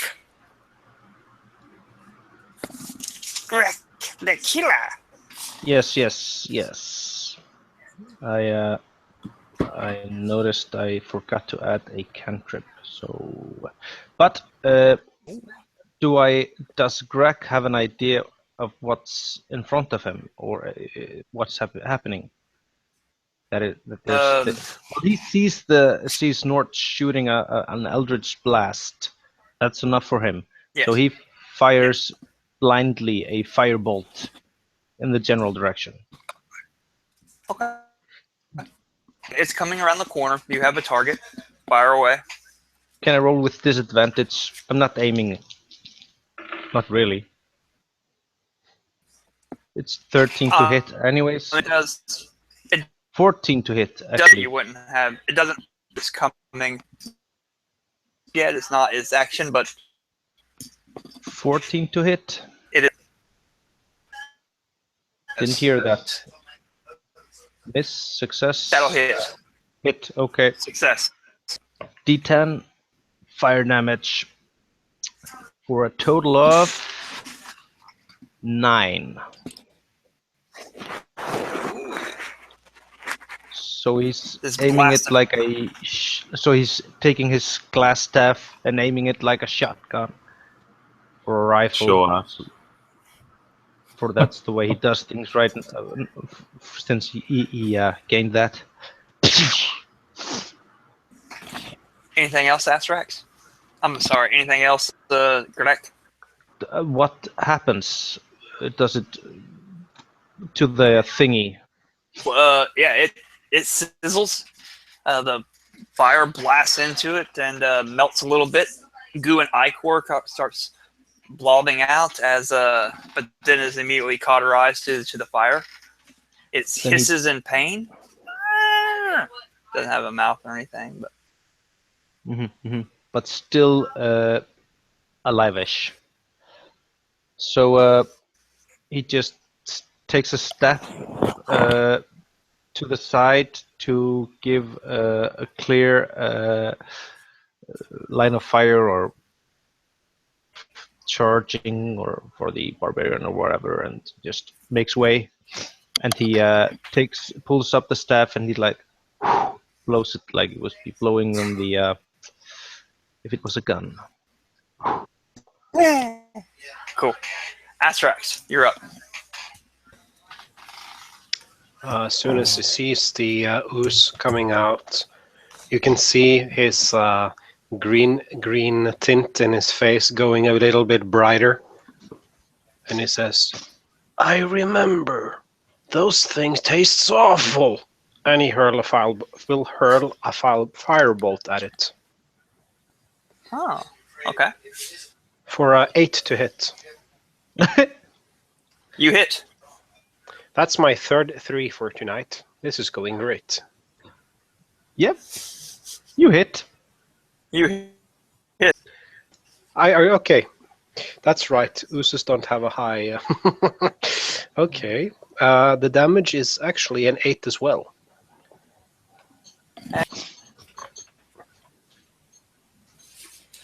Okay. streaks across. More of the melts some of the ooze off, and it was before, but still coming. Jag. What would Jag do? Jag will. Well, sorry, I was out for a minute. Has the barbarian by any chance attacked this thing? He goes next. All right, so Jag will.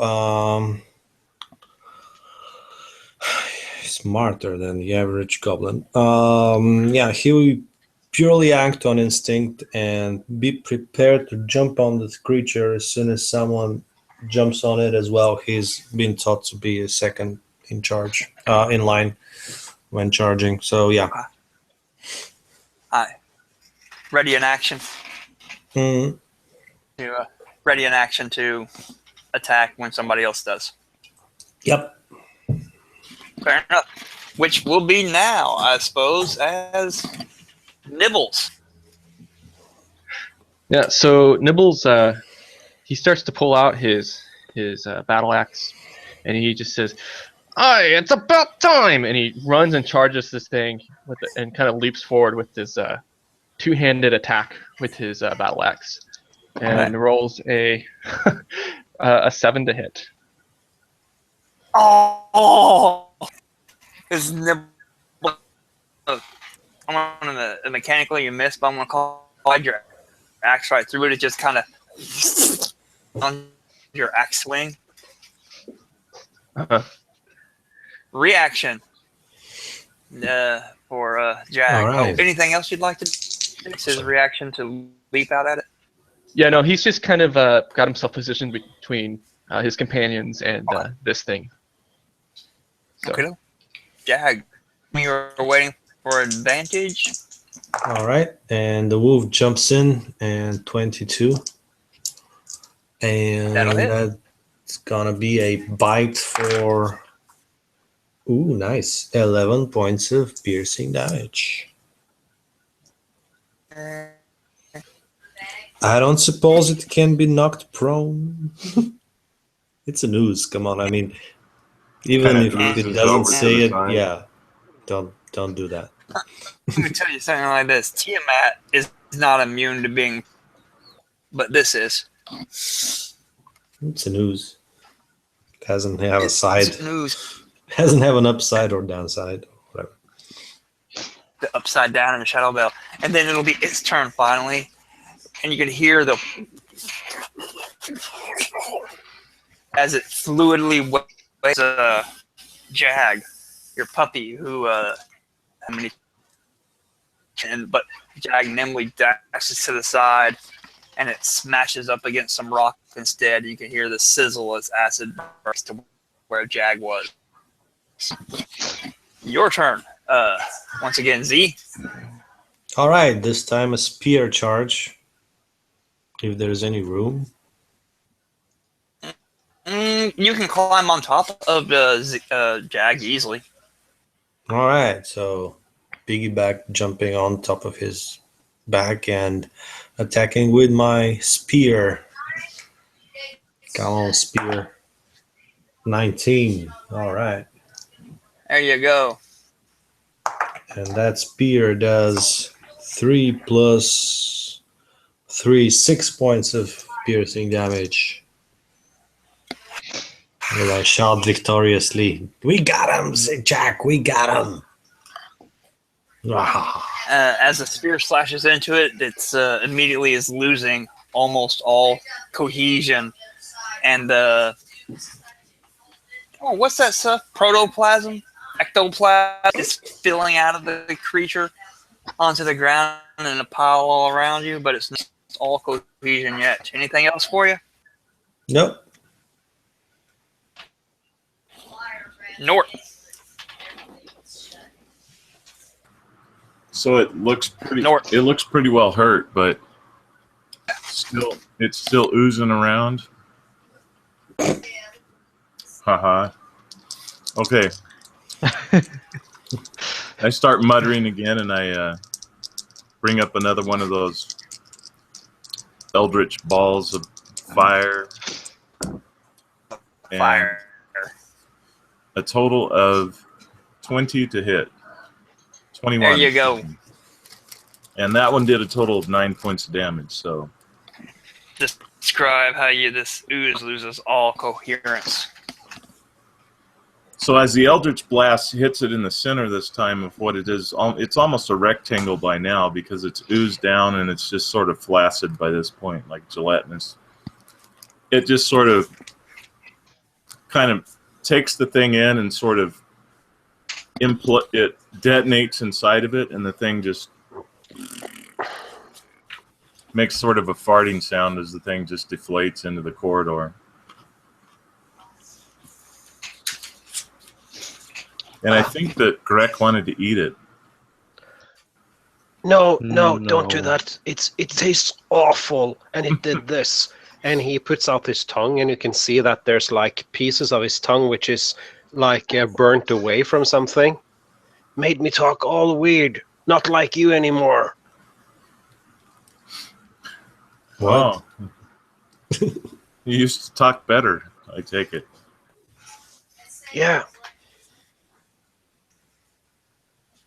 What is he saying? I don't understand this weird shaman anymore.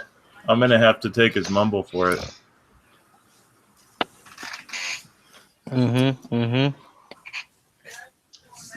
Yes. Maybe with some sage and some elderberry, it would be nice gravy.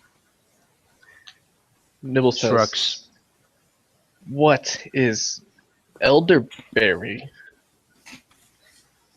I don't know. I heard some dwarf say it. I don't know. Cooking with Greg. He just kind of looks at you and he nods. Like that just makes complete sense to him. Like, yeah, okay. Dwarfs! You listen to dwarfs? I thought you Goblin King. I am king. I hear everything. Azrax will walk over to Greg and say, "This is elderberries," and he will hand you a handful of rabbit droppings. And he takes it and he sniffs them and strange smell, and he swallows them or eats them actually. Good, right? I don't like elderberry. Tastes like that poo. on the. I actually I thought need you would those like for. elderberry because it tastes like poo. Yep. I actually need those for my spells, but I hope they tasted good. He'll wait for them. They're coming back. Tastes like poo. Second harvest. Well, it's not as good as the back guano from... Cave bats, yes.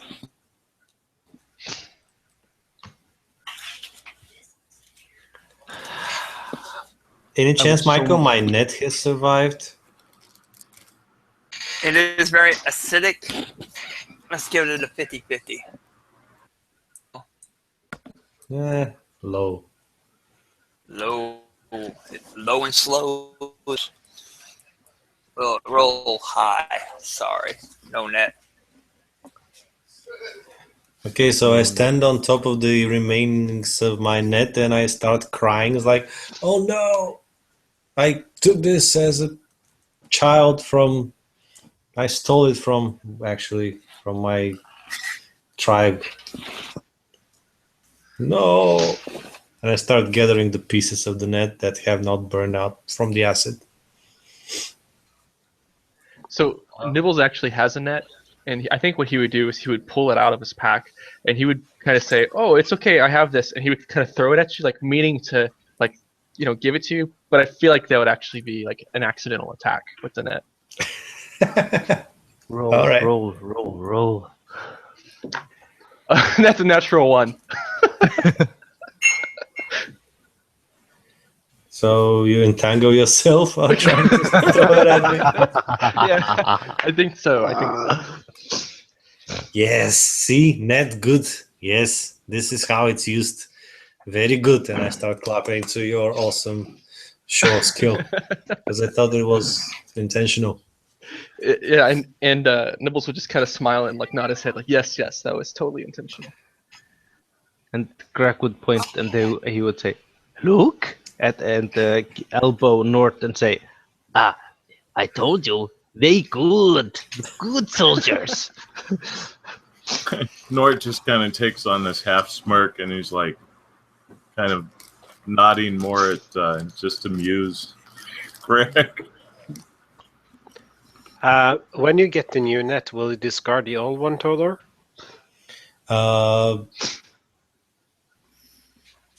Let's see. I'll roll that. Yes. And as you throw it down to the ground and leave, Azarex will walk after you. He will pick up the old one, he will mend it, he will fold it neatly together, and he will go over to Misaract and say, I think you lost this. He would just kind of not say anything and just kind of, I don't know, do goblins blush? But if they do, he would, and he would like take it. And That's racist too, man. I tried to describe my goblin getting like white in the face of fear earlier. When he went to the lighter tint of green. I feel that's within the limits. okay. Now, this little passageway is kind of convoluted, so without like showing you per se, I mean, I'm so you all are looking at it, but would you all like to head more northerly, northeasterly? If no one else wants to actually take the lead, I will try going north. I know the way. I have read the map. Oh yes, okay. It's a 1. It's straight ahead. So Nort had actually looked at the map, and he realized that we do need to get to the wine sooner or later, but he thought that it would be best to kind of curve up on the left and then make a circuitous route back around, kind of corkscrew our way in. And so that's why he decided to go this direction. And plus because Z spit at him before he was talking, so. When you say this direction, you mean? Well, I initially said, let's go left. Yeah, I said go left, and then we're kind of continuing left. I think the faster way to get to the barrels would go right and then up and over to the, like, just off to the right middle of the map. But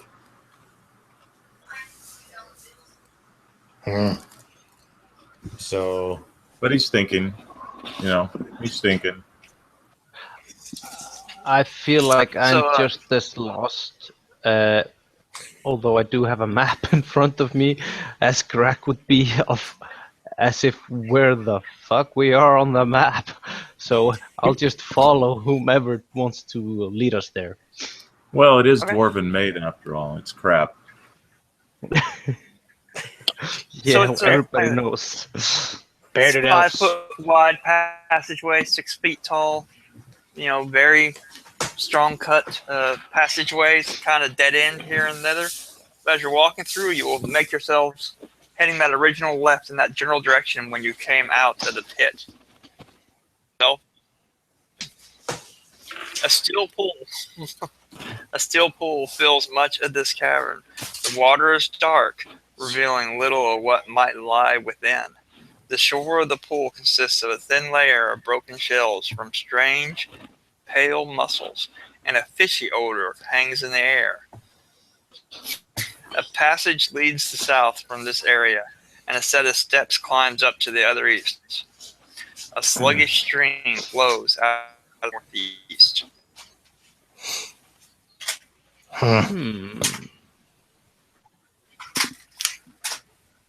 I'll approach the pool and take a sip. It smells fishy, kind of dank.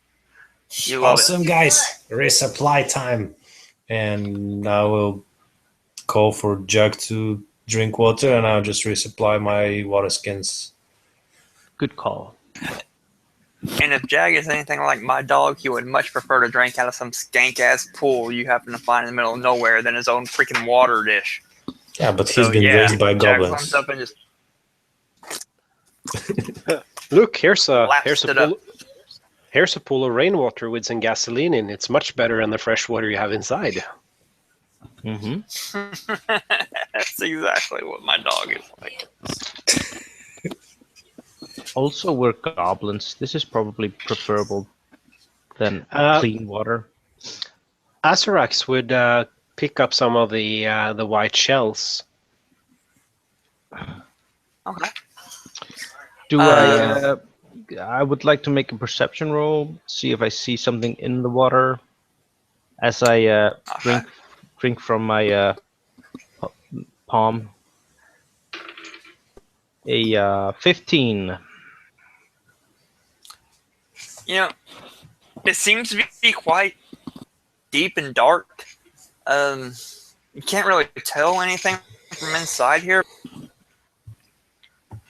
Okay. Maybe get in it a little bit or something. It seems to be pretty deep, farther than what you can see.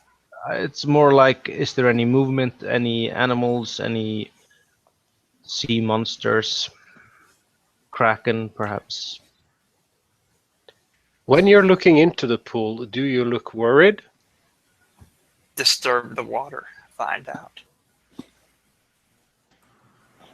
Well, they I are think I'll drinking do that. from water. I think I'll do that. I have Maid's hand by now. I think I have Maid's hand by now, and I will go to the center of the Flushing the water. center of the lake and the pool, and just like dip a finger and swirl it around.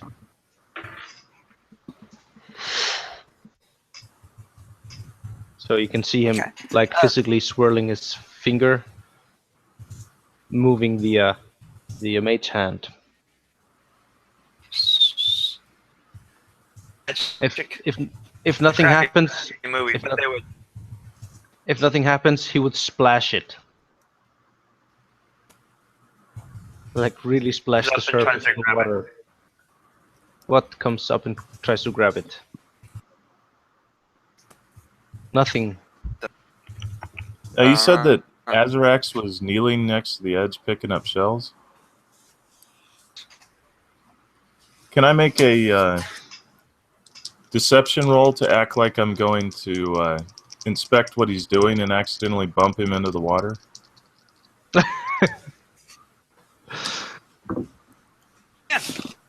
Okay, 22.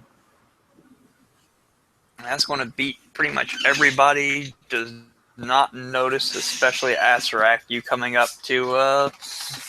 So I will go ahead and give you advantage on a check, and Azarax, you will have disadvantage on your choice, athletics or acrobatics.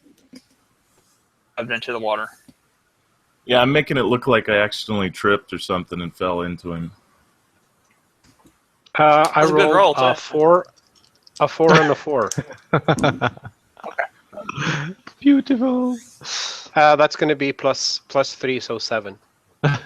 So we're doing athletics, you said, or acrobatics? Yes. For him, he had a choice. For you, it's athletics.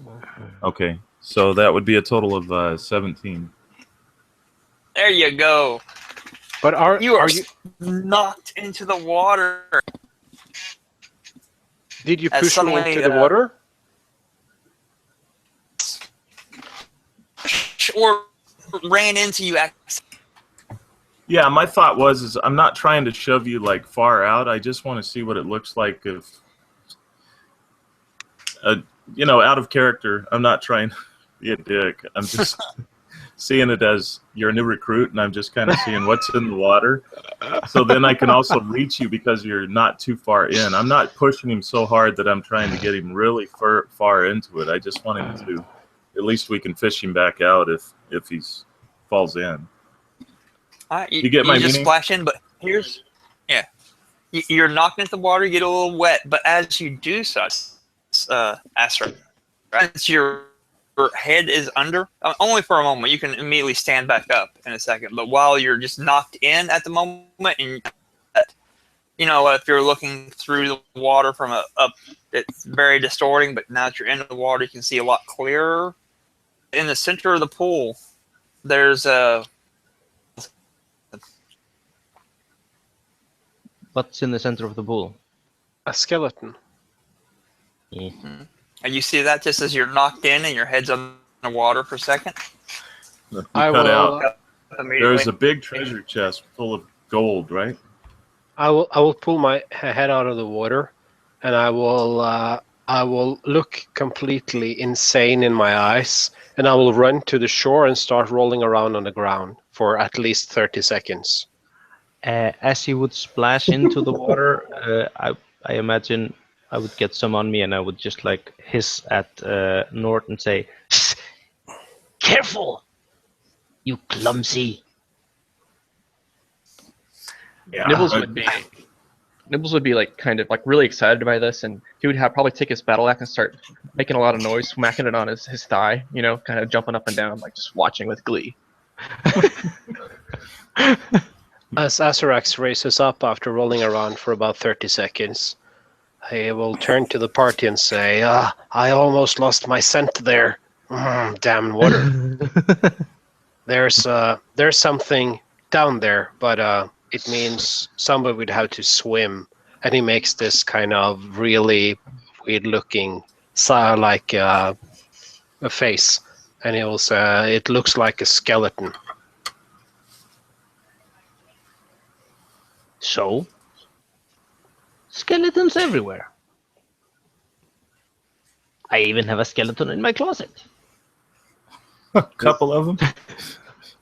Does this skeleton have a beard? There's that.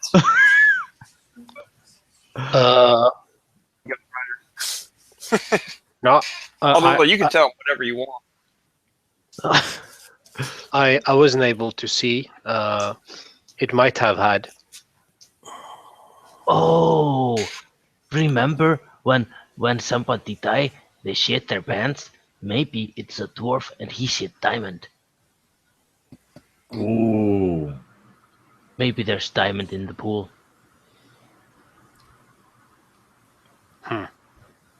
Who is standing next to me? It's not me. Take. Well, I think you walked up next to me because you were giving me a glare because I pushed I you think I aside. would push you into the water. Go get it.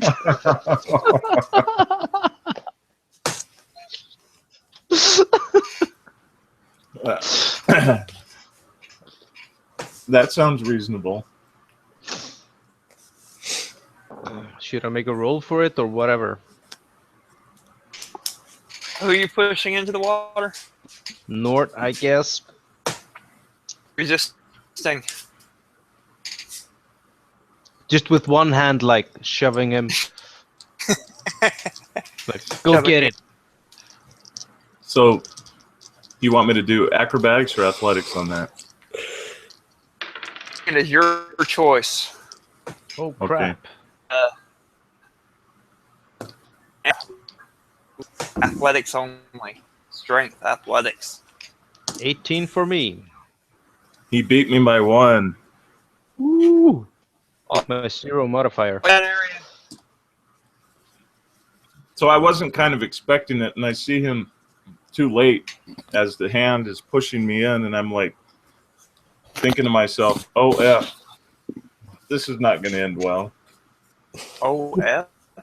Oh fuck." King, you shouldn't push people into water. It takes away their scent. But diamond. Diamonds are Now shiny. he will smell like a human, and I start like shaking. No. Actually, it's this kind of is- fishy. This is fishy smell. Water. This is good water. I still assume that a goblin who has never bathed voluntarily will smell worse. True. Fair enough. True. In the meantime, Jack will already be like sniffing at the very aggressively the floor, and we'll start like making those little circles dogs make before they find the place finally Mhm. and relieve their They do bowels. Oh, So at this point, Nort splashes into the water, and for a brief second, he's actually back when he was a new recruit on the ship, and because he was a goblin, they treated him extra shitty because he was a goblin. So they used to throw him off the ship periodically to see if he could swim. And so he's having this flashback of, that moment. And then he kind of hears the Greg sort of probably, I would like to think he's probably laughing a little bit because of the outcome. No. And, okay. Well, I hear them talk. I hear Very them serious very serious. Okay. about it. Well, I meant not like laughing that I fell in. That's what I mean. No. It's just like matter of fact. Go get it. Okay. So then I hear his voice slightly, and so at this point I'm in the water, and so I look around and see what I can see. as you can swim up to it, he's only 10 feet away from the shoreline and 10 feet underneath the water. And you will see probably human dwarf. He's pretty tall.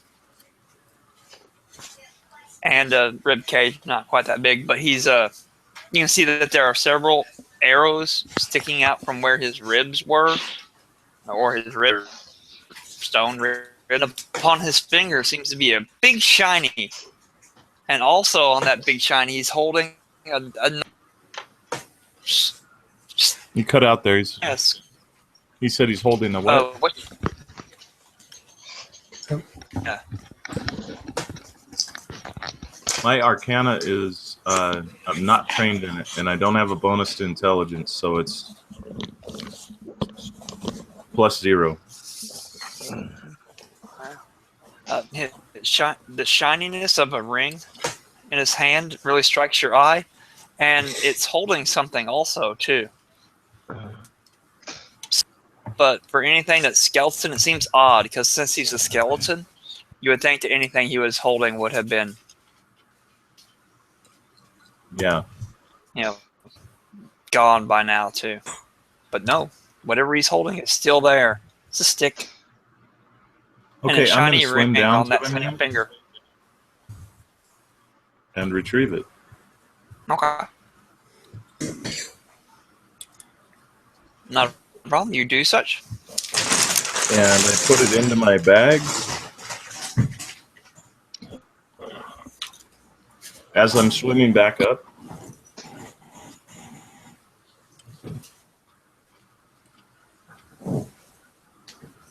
and it didn't follow me or try to grab me or anything.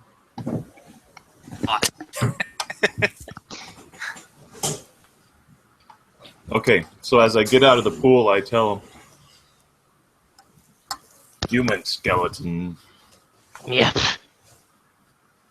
dead, obviously. That is good. Is that what you saw, Azarax? I think so. Either human or bat, I'm not sure.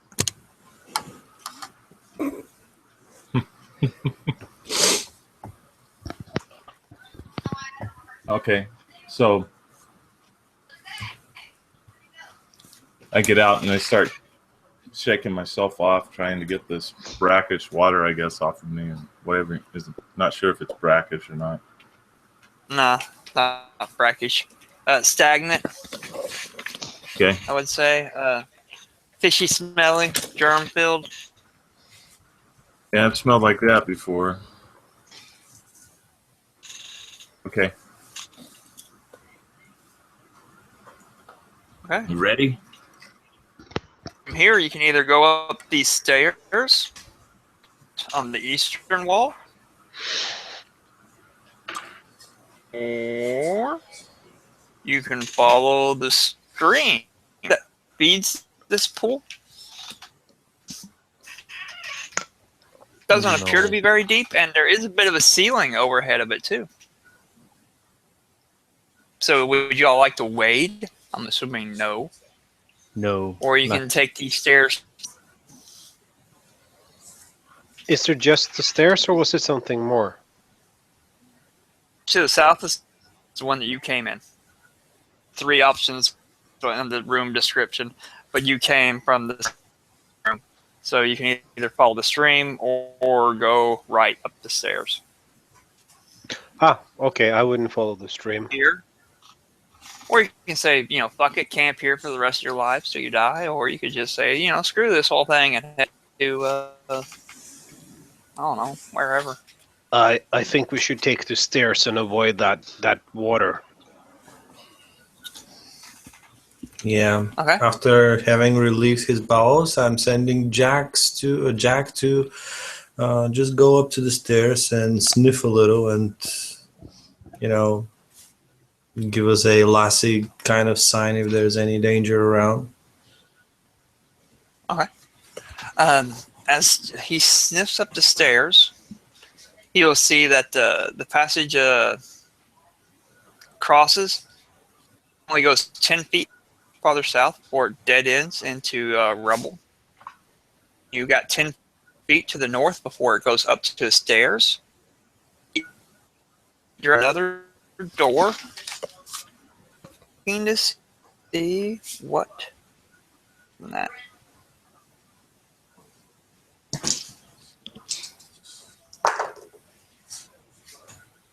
He does get a 12 at sniffing if there's anything, so just help you out with deciding. Oh.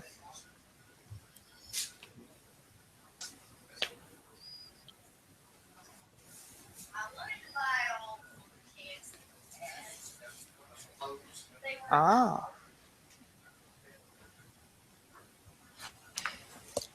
Nothing really. Just Cthulhu. There's just So he just waits at the stairs, and seeing that he doesn't give us any signs, I walk up to him myself, and I probably now see the doors. door directly across Door. All right. from the hall, and door. All right, cool. I then- turn around. Oh. Are Yeah. you up there? Sax, Yes. are you up there? Yeah. I would follow. Yeah, me too as well.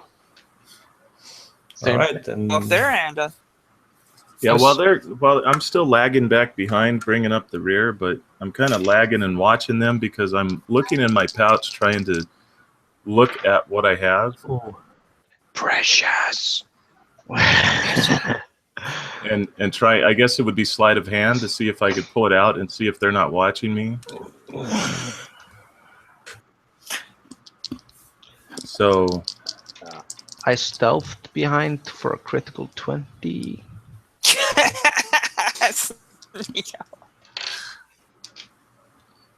Not behind Nort, but behind after Sax. So I got a Okay. total of 8 for a sleight of hand because I was a little too hasty and greedy to look at it. So if anyone is actually looking back at me, they probably see me looking at what I just prized out of the water. Ring's really shiny. It's worth a lot. Platinum, nice. And the stick seems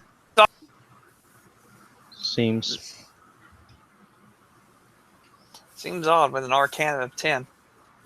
Ooh. It seems odd, but you can maybe so something power. Maybe I could roll and see if I get something. I don't get a Give me an bonus. Arcana check. Yeah, that's what I was saying. I just Yeah, don't an have a plus on it. Roll. 12. Yeah. At least it's 2 higher. You can feel a sense of power coming from it. With it for a while, you could figure it out. Okay. So I'm gonna try. I'll put it back in my pouch and then kind of try to act nonchalant, even though I failed my sleight of hand. And paw on the lip. Press it. And catch up with them. As soon as I see the door, I will wave my hand as you try to wave away a fly, and I will use my thaumaturgy to slam it open if it's not locked. Oh, shit. Okay. It is not locked. It would be. So Reason why it would be, except for the other direction. Nipples is like ready, like by the side of the door to. If you were doing this so that he would see, he would be ready to like breach the door and run right in there. Otherwise, he would just be surprised. And since I'm not looking back, I'm like surprised, scared from this action. I just grab my shield, my spear, and I shout, "Ghosts!" and I charge into the room. I get scared by this or startled. Sorry. I will trigger on Tolder's message, and I will scream, "Where?" and I will jump around and turn the other direction. Away from the door. Initiative count 1 again. As just FYI, as we're open, and we have initiative count 1, you will see that where you know the door opens. There's a table that's blocking it, and in that room there are 5 hated bugbears.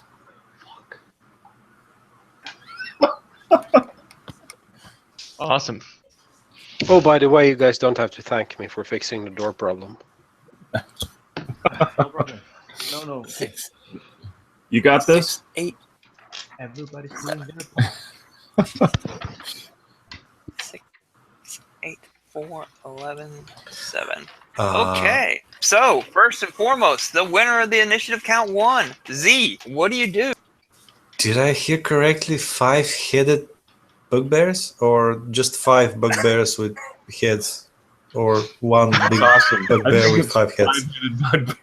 5-headed. A 5-headed bugbear. Oh, fuck! Awesome. Let's do it. Bugbears. They have been eating mushrooms.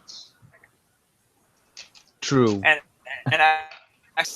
there's a here. Let me give you the room description. Besides just the thing, bugs line the walls of this barricades, which is lit and heated by the glowing iron brazier in the middle of the room.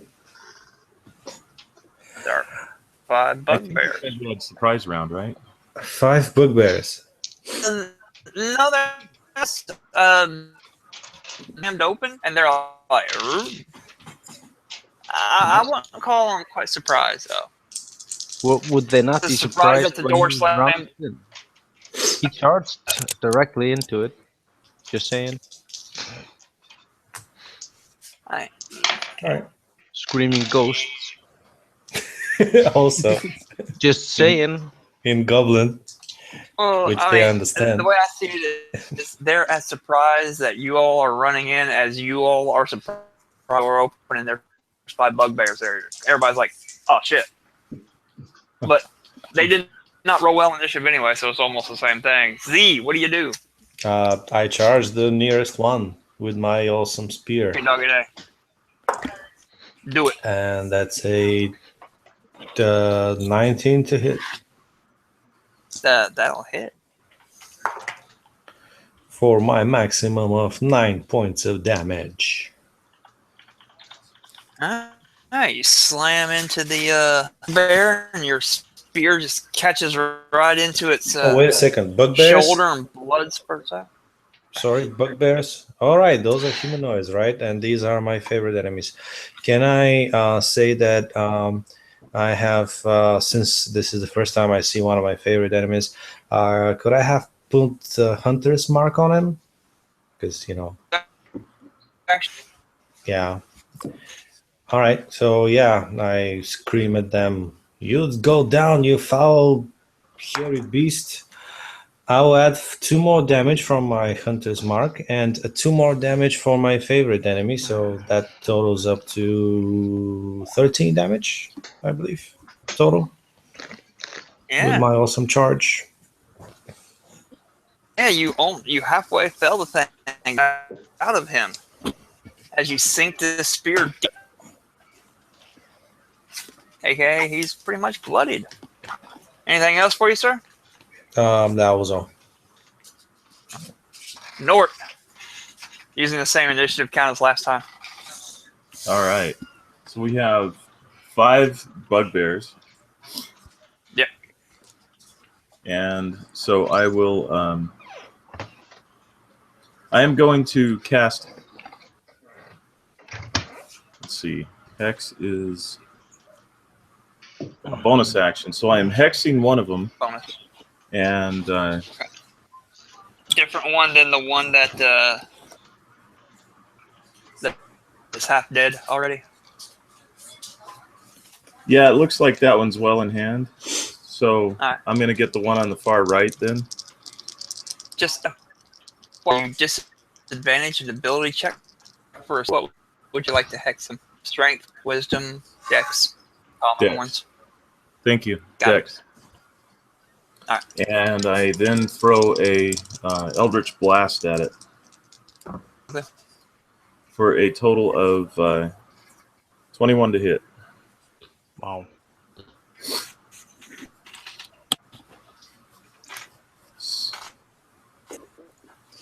Succeed? Yes. Okay. A total of 4 points of damage. Real epic on the damage. With the hex? With the hex. Yeah, 2 2s. Oh man, so epic. I know. I feel very accomplished here as I slink away to the background to. As you point your finger at the thing and curse it to hex it, you're like, you are clumsy. And you use that same thing to cast your Eldritch Bolts. He suddenly finds himself close and falls right as the Eldritch Bolt slaps him, thus negating damage as he fell out of the way and he barely gets clipped by it. Magic stupid. Next up. You're next. Correct. Right. So, there are 5 of them, and for an area effect spell, what would be my best choice here? Or would I just use the twin spell to target 2 instead of 1? Meteor shower is always best. Yeah, I'll do that. Meteor shower works well. Well, you already have Z with one of them. Yeah, I'm just thinking, trying to visualize how scattered they They are. haven't did yet, so let's just say that it would be possible for you to get most of them. It's not a very big room, with a decent chance that you would not hit Z with, say, a shatter or something. No, I have burning hands. I'll just scorching ray the fuck out of them. Oh, okay. Yeah, I'll do that. I'll take the one that both of them are engaged with. Well, both of them targeted, and one more. Shoot 3 of them. So I rub my hands together, spit in them, and just make like a pistol with my fingers, like, and blow. And bright orange red flames shoot out and darts shoot at them. So I'll be rolling one of them spells right to hit. I'll be. Wait a minute. I have this thing called. What was it? Wild Surge. Wild Surge, yeah. Where is it? Where is it? I can re-roll. That's the thing, right? Oh, Tides of Chaos. Yeah, I'll re-roll it. This last one. At the first one, I mean. Yeah, that's much better. 18 plus whatever. That'll 6. hit. All right, and the next, this is the one that Sax is engaged with. Next is the one that Nordshot blasted, Okay. I would say. I will be using my inspiration for that one. Yeah, that's worse. Okay. And the third one is a pretty please. No, that's terrible. Even worse. 8. That'll miss. Yep. So I got one of them. Got one of them. 2d6.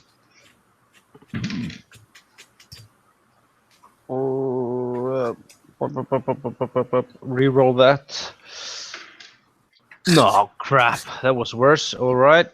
And reroll that as well. And it's the same number. So that's 5 fire damage. Crap. That's a lot of dice to do 5 damage. Mm-hmm. Suddenly, Wild Zax is Wait. No, nothing happens. But if you wanted to drop a fireball, at least one of Yeah. them is at a disadvantage against Dex. Yeah, if I wanted to drop a fireball, yeah. If we had fireball. Can I cast fireball? No, I'm joking. Yeah, that's 5 points of fire damage, and I feel pretty good about myself. And I just turn around and look at the other guys with a huge smirk on my face and like, hey, top that. Alright. Asarak. I didn't even You look to couldn't see do any if worse. they hit. I didn't even look to see if they hit. I'm so sure of myself. Yeah. Asarak. Yeah, I can't find any ghost in the room we just left. So I will turn around again and see my my party is in the middle of this next room. So I will walk up to the doorway again so I can see what's inside. And as a good goblin, I think I will... no. How many of them are unharmed? Okay. If I roll a 1 on my d4, I'm going to attack the one who is already taken damage. And I rolled a 3, so I'm going to attack one which hasn't taken damage with my guiding bolt. Hey. Guiding bolt. So, wish me luck. I rolled a 14, so a 19 to hit. 20 to hit, actually. Nice. Guiding bolt's awesome. And yeah, it gives a nice benefit to the guys after me as well. Not that my goblin would care. Okay, I rolled 2 4s and a 3 and a 2, so that's not too bad. 13 damage. You did as much No, as sorry. I actually rolled a d4s. This is d6s, isn't it? Yeah. Oh, I'm gonna regret this one. I'm gonna roll less, I guess. Probably. No, I got a 6, a 5, a 4, and a 2. So that's 17 damage, which are radiant. And has And advantage to strike him? yeah, that's right. What you see is that I flick my crooked wooden staff, and some sickling green energy comes out of it and hits the unharmed bugbear right in the chest. They're not going to be doing well because they're all going to be gone. Jag, he's up. Jag attacks the one that we are ganging upon. And he has 20 to hit. That'll I hit it. suppose that's good. And that's 10 points of damage. Piercing. And strength save of 11. He made his strength save, and that's the one that you attacked, right? Yeah. If he's still alive, though. He is not. He is knocked prone. Not because he was knocked prone, but because he falls down lifeless to the ground as he rips his throat out. And I say, You'd lucky to yeah. have it. And I raise like a high five to Jag, but he just looks at me like I'm the stupidest thing he's seen in a while. That's best. And that was Jag. Now, the bear who beat one of you all in his initiative rolls. You see here, he's got Joe pretty much in this room. So that'll be you. As the bugbear takes up his huge bike and slings it over your head, and just whisks. You get a nice as it goes over top of you, and that is it. There are 4 remaining bugbears. One of them is covered in glittering, glowing goo.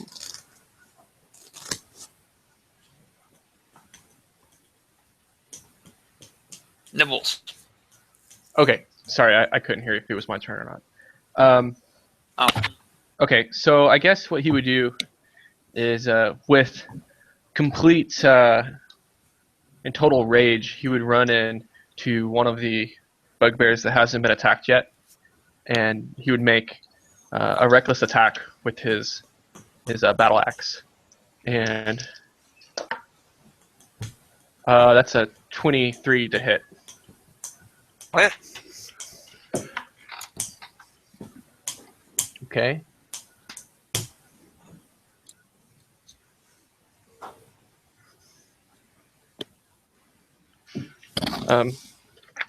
That's 11 damage.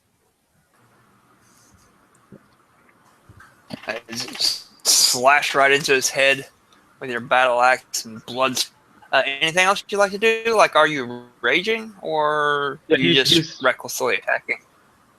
Sorry, he is raging, which he has to do his reckless attack, I believe. Oh, no, that's not true. But he is raging, yeah. Okay. Sorry. Is that accurate? Do you have to rage to reckless attack? Nope. No, you don't. I just looked Anybody at it. know the answer to that one? Yeah, he said Even no. without raging? Do you hear him? He said he Yeah, just looked it up and it didn't happen. Okay. Anything else? So are you gonna give us our? Are you gonna try to hit us now?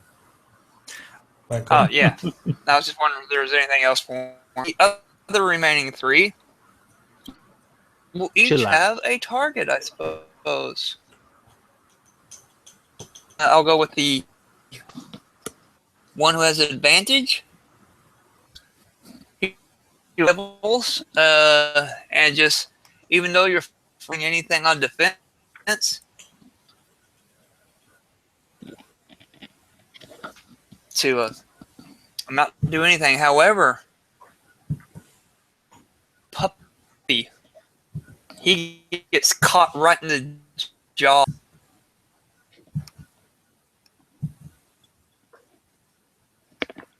You're cutting out a lot, but how much damage? Points of piercing damage to Jag, the puppy, Oh no. on a crit. Yeah, I know. Another one will come over to attack you. Hit you for 5 points of piercing damage. Give me a concentration check, if you would, please, Z. Yeah. Failure.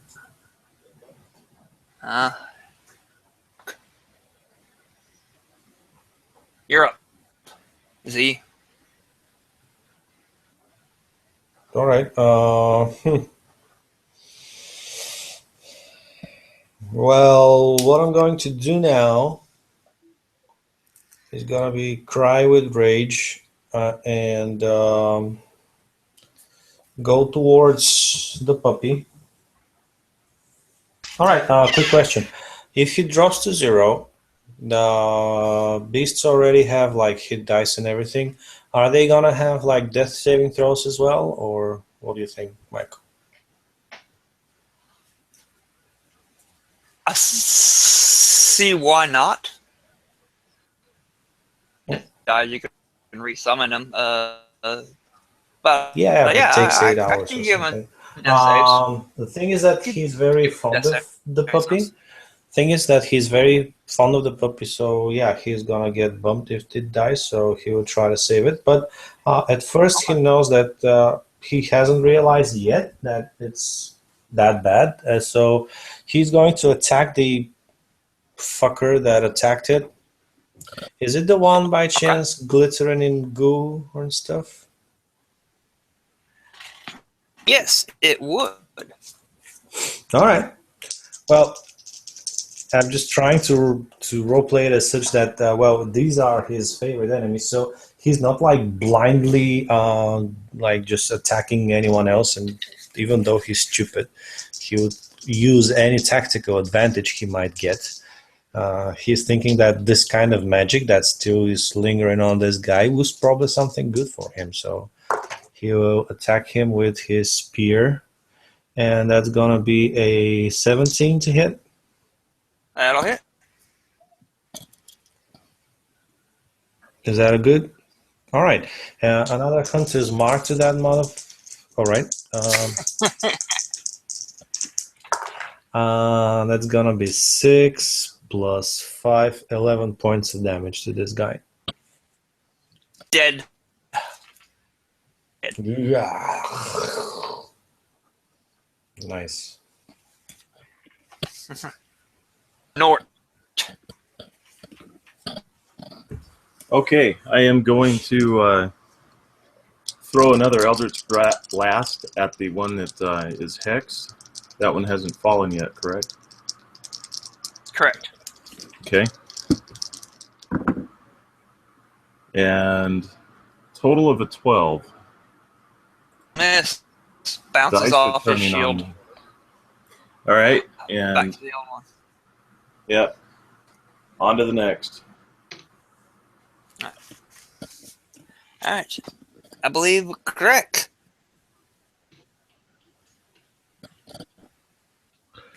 So, one. How many bugbears fell? One. Three. 3 are down. 3 remaining. 3 No, remain. 3 remain. up. Okay. 2 down. Injured.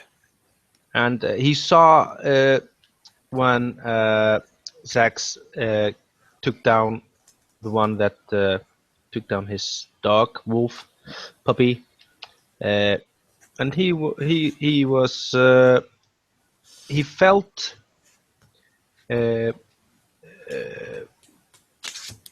I'm not getting the words. Pleased for him to get his vengeance for his good friend, but he is, however, displeased that he didn't kill more with his awesome scorching ray. He felt like he would have killed at least 3 of them, if not more, with that single shot. Lying on the ground. That was probably you. But he didn't notice anything that happened prior because he was so smug. So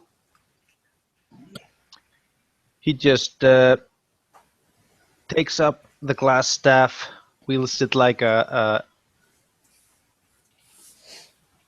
rifle, like an bazooka, assault maybe in rifle. his case. No, like an assault huge. rifle, and he shoots 3 bolts. 15. Yeah, and he will be shooting. Did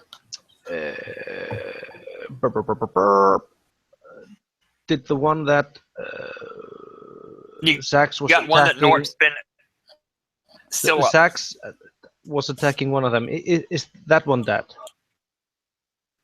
Zax is bolted. A scorching ray by you is dead. The one blasting. The one that Nibbles is in combat with, he axed him. and another one that, but is otherwise unharmed. Okay, so Nibbles is engaged with one of them. Wow. I'll just shoot whoever. I'll just shoot 3 I'll of roll them. a D- All 3. I'll roll All a 3. D3 All and- 3. yeah. All 3. I'm blasting all over the place. Okay. So the first one, you choose which one that is. Gets Alright. 4 points. Second, I'm gonna reroll that. 3 points, and the third, 3 points. Okay. Spend all my sorcery points. Yep. Sorry. Is there anyone standing next to me, like Nort? I would shove him and say, "Go get him." The two spellcasters are pretty much kind of hanging out in the back. Yes. Yeah, I would just push All him. right. Like, You shove Norton and say, "Go get him." yeah, I wouldn't just push him, like nudge him more like wouldn't like actually push him far away. Like, go get him. Trying to be all commandsy and stuff. Asterix. Yeah.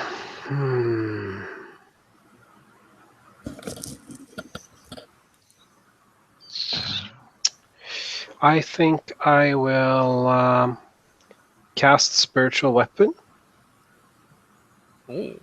as a bonus action, and it takes the form of a huge goblin scimitar, like with all the like the broken tip and all the scratches into the blade and whatever. And it will float towards the closest one and make an attack at him. It's a nice weapon right there. Oh, that wasn't a good 16 to hit. And he will take, where is my D8? There. 8 damage.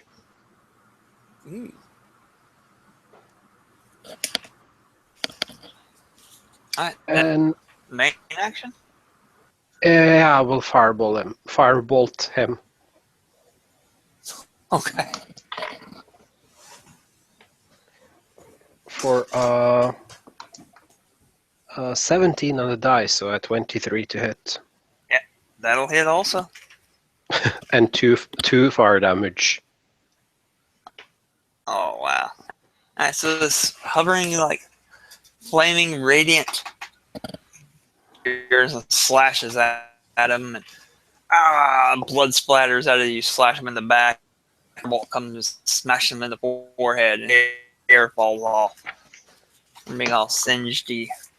He's not looking about halfway. Leaves us to next, Jag.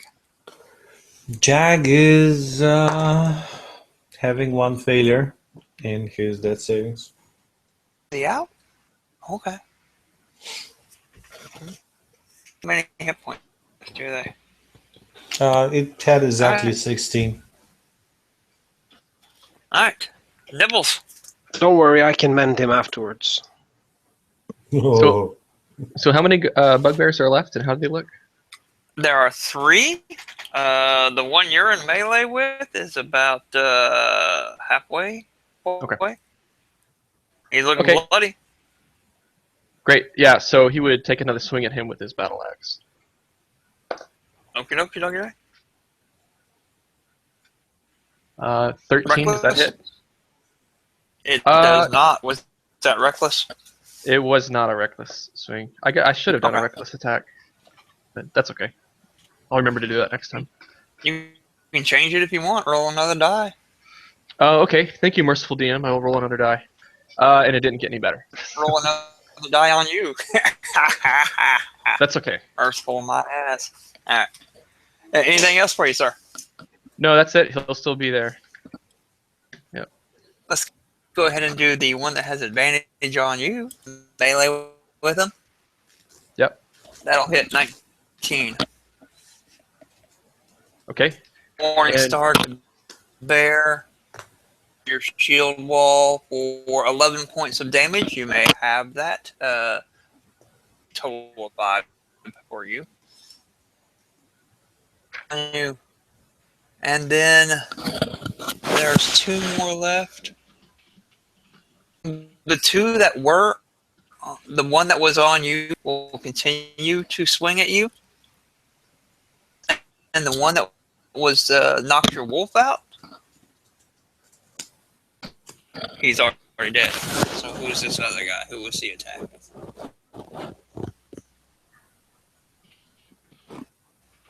50-50 where he goes.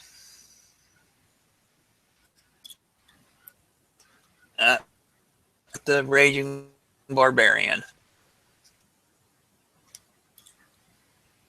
And that's, my God, that is 3 swings I've had at the Barbarian, all with advantage, and only one of them hit. As he comes over to join his friend and slashes at you again, nibbles and misses entirely, weaving even though you're recklessly attacking. Back to the top of the order. Z, you're up. All right. So next one will get my wrath. Come on. Mwah.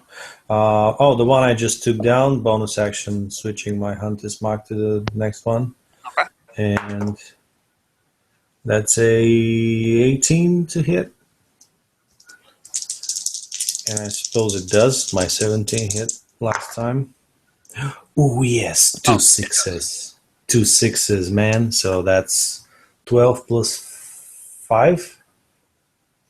17. Ted, would you like to describe how you kill this one? Jumping towards him, and my spear just goes into his throat, and we can see it popping out of the back of his head from beneath. Nort. And I don't have a bonus action. Yeah, so that's me. Yeah. Nort. Nort is unmuting himself. Yeah, Nordaruni.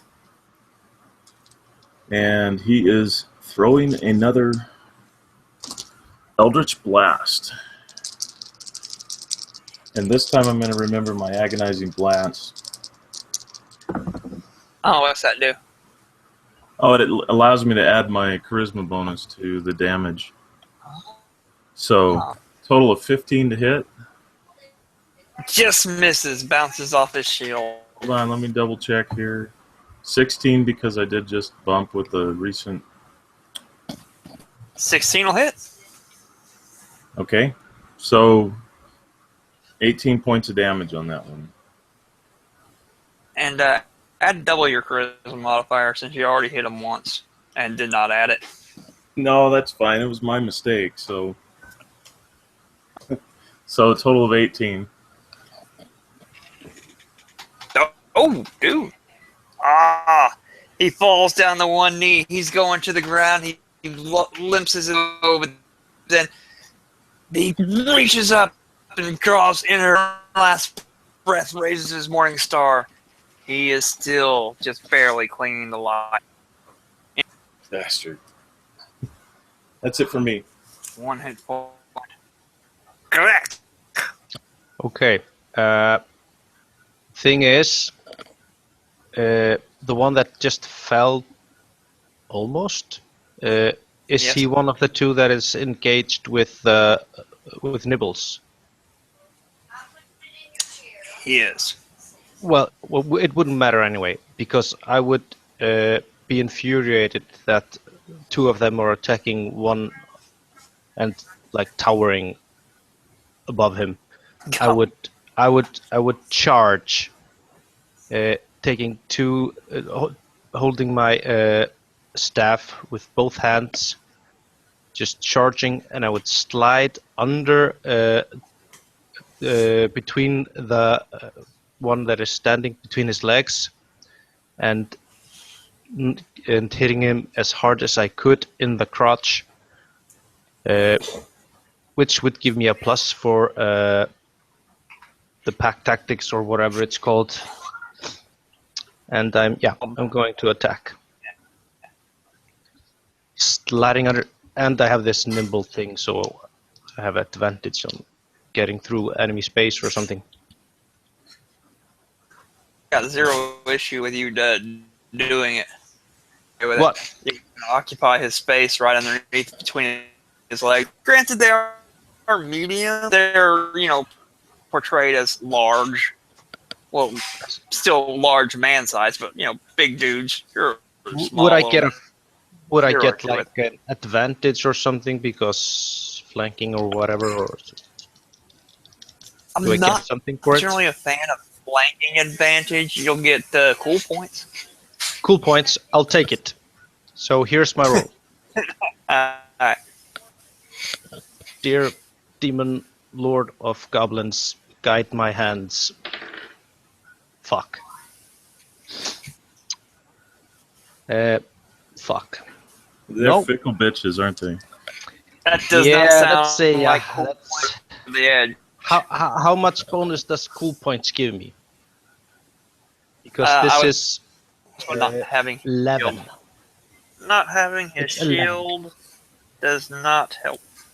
11 on attack roll. As you smack him in the bears, oh yeah, they don't have balls. They're dickless. So it was useless attack anyways. Yeah. I missed. So I just basically slide between his legs and I'm now behind him, giving him some bonus for the pack tactics or whatever it's called. And I shout and do something the other. I'm going to intimidate him. Can I do that? He definitely worries him. He's got this goblin sticking a stick down in his crotch area underneath. Yeah. I want to try to demoralize him by saying my rod is bigger than yours. Okay, he's got one hit point. He's demoralized. And growl at him. The one that was standing, that is. The one that I slid between his legs. Yep. I got a crazy midget sticking a stick underneath my legs. Can I do an acrobatics to see if I can, flick back up? So I won't be prone. Okay, yeah, you're not prone. It was a 19 or whatever more, something. Uh-huh. So I just slide right. between his legs, jump up, and like, "Arr!" That ends my turn.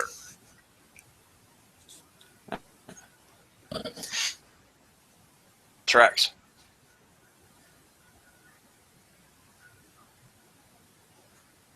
Sorry, I had mute on my headset. Okay.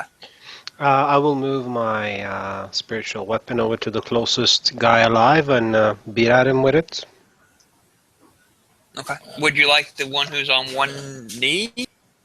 The one that would be closest. I have no sense of tactic. The one on it. I rolled a 19 to attack, so a 25 to hit. Take that guy out. And I rolled an 8 on my damage die, so that's going to be 12 damage from the spiritual weapon. You decapitate the mother. How you cut out there? It falls over. Oh, he's dead? Yes. Uh, There is one. There's still one left. That has a wound to the head. You're breaking up badly, Michael, but if there's one still alive, I will try to firebolt him. 20 for to hit in total. That'll. Yes. And 3 fire damage. I'm getting better. From 2 to 3 this time. That's something. That will be Jag. Jag has now 1 success. Hey, 1 and 1. Good to the Jag. Yeah. Finish your guy off.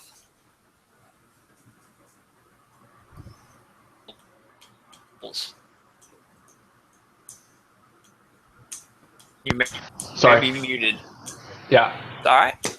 Okay. Yeah. So he makes another reckless attack, Yeah. and that's a 18 to hit. Solid. So does melon head. Okay. So his damage is 6 plus 7, so 13. Boo. Would you like to 13 describe how you slay this one? Head. Yeah, I mean, I think that he swings it and it just chops off his bottom jaw like clean in half, and he just like a part of his brain just kind of falls out underneath, and then that's it. Tasty. Alright. The room.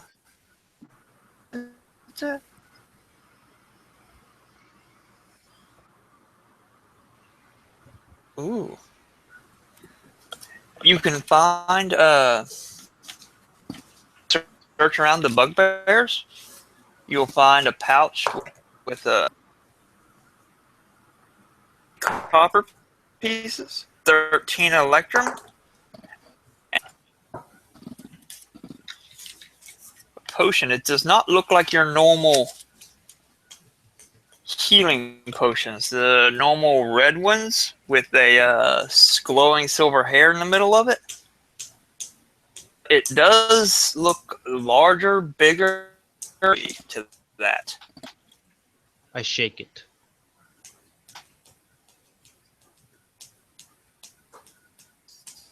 It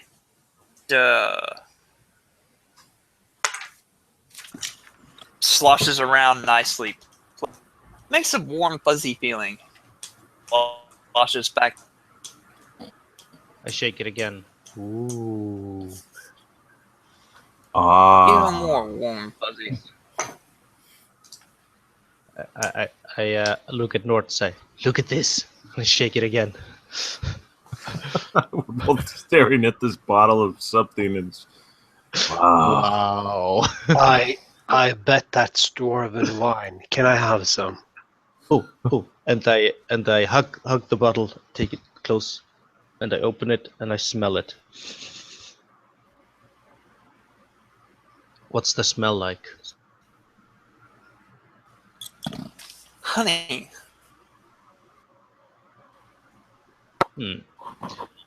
I put the lid back on and I say, tap back on and I say, doesn't smell like dwarven wine.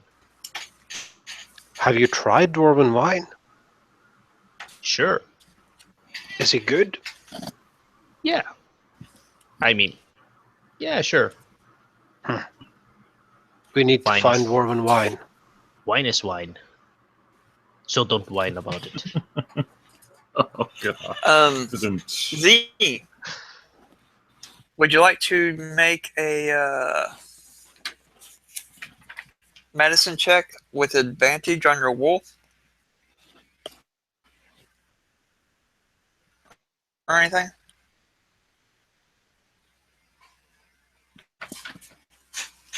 Z, can you hear me? Muted.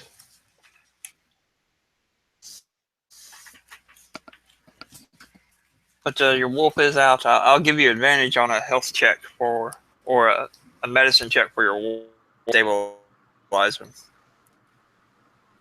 If you'd like to taste that little honey thing, it is a potion of vitality. This potion removes any exhaustion you are suffering, cures any disease or poison affecting you, minimizes the effect of any hit dice you spend to regain hit points within the next 24 hours. Damn. I rolled for Arcana just for the fuck of it, and I got a just a 17. simple taste. Yeah, Taste will suffice to give you that. Yeah, it's just for flavor because he's stupid. But I got a 17 anyways. Regarding the wolf, we can just wait it out, and In the worst case, we will have wolf chops for dinner. Oh yeah. No. All right. Meanwhile, Z has taken the smelliest possible mushroom that he can find, and just put it under the nose of Jag, and just basically smear his snout with it.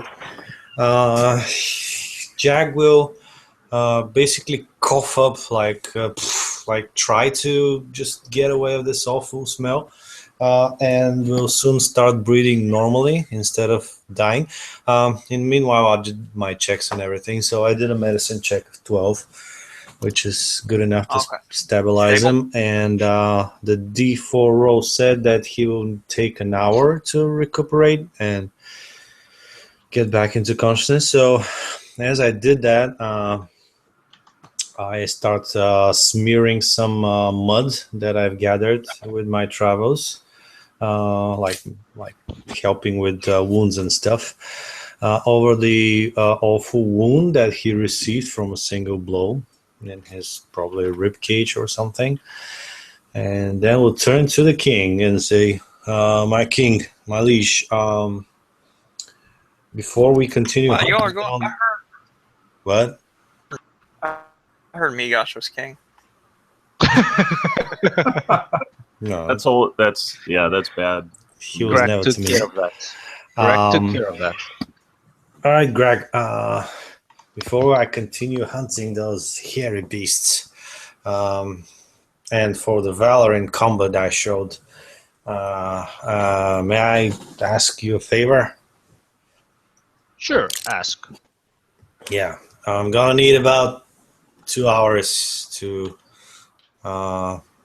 rest here and get our strength back. Me and my lawful steed.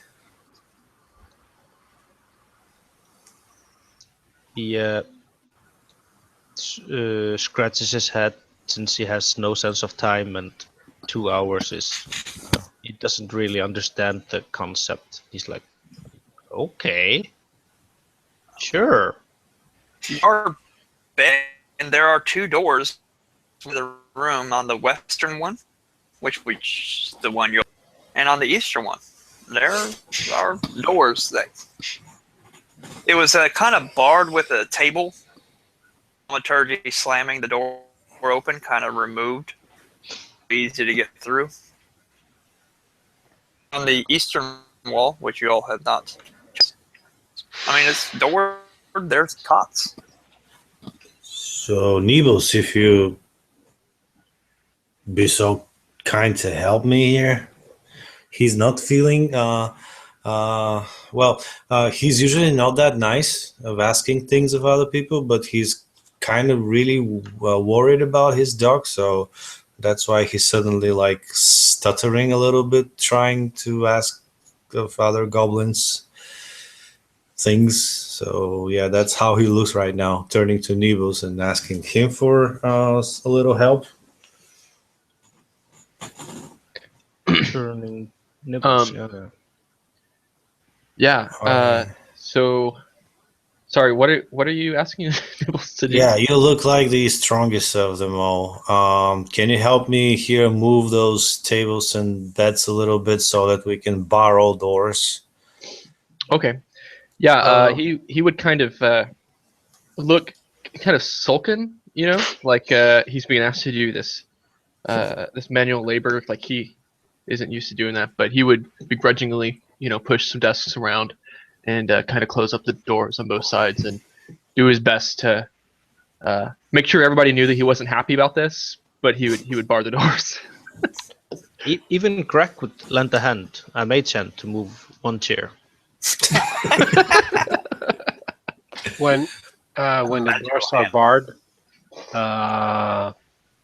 I will walk over to Cisax and I will say, "What's wrong with your dog?" Oh, well, we come from the same tribe, right? So I've heard of your awesome skills, right? Yeah.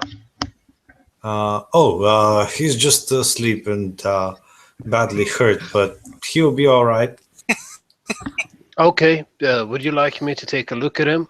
No. And I just take my shield again, and I was like, no, please.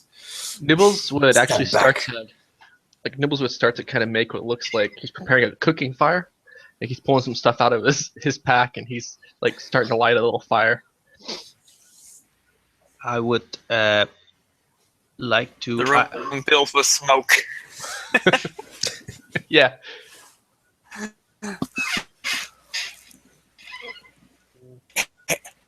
It's okay. You're all low to the ground.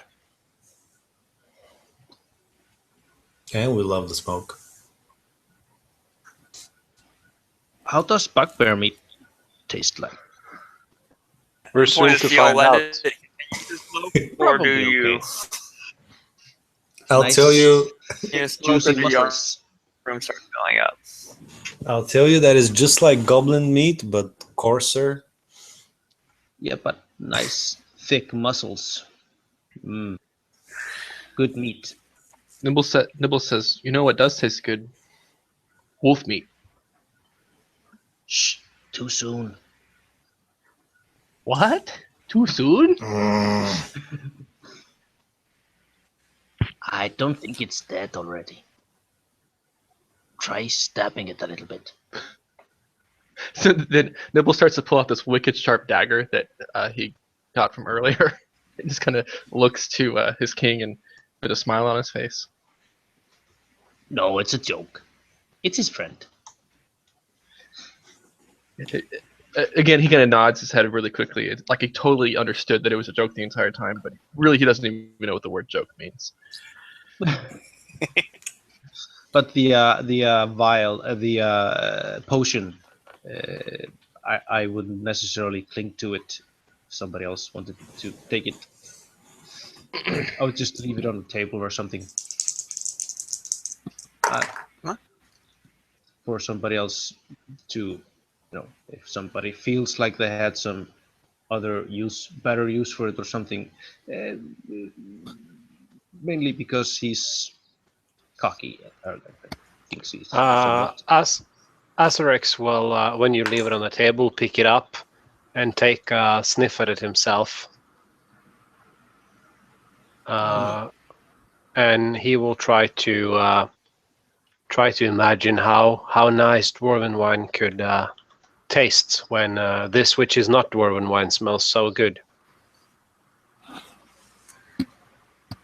Dwarven wine, good. This- Assume you finish a short rest, correct? Yeah, he would tell him No one taxes. this is not as good as Dwarven wine. Dwarven wine make you drunk. This make you sober. Not good.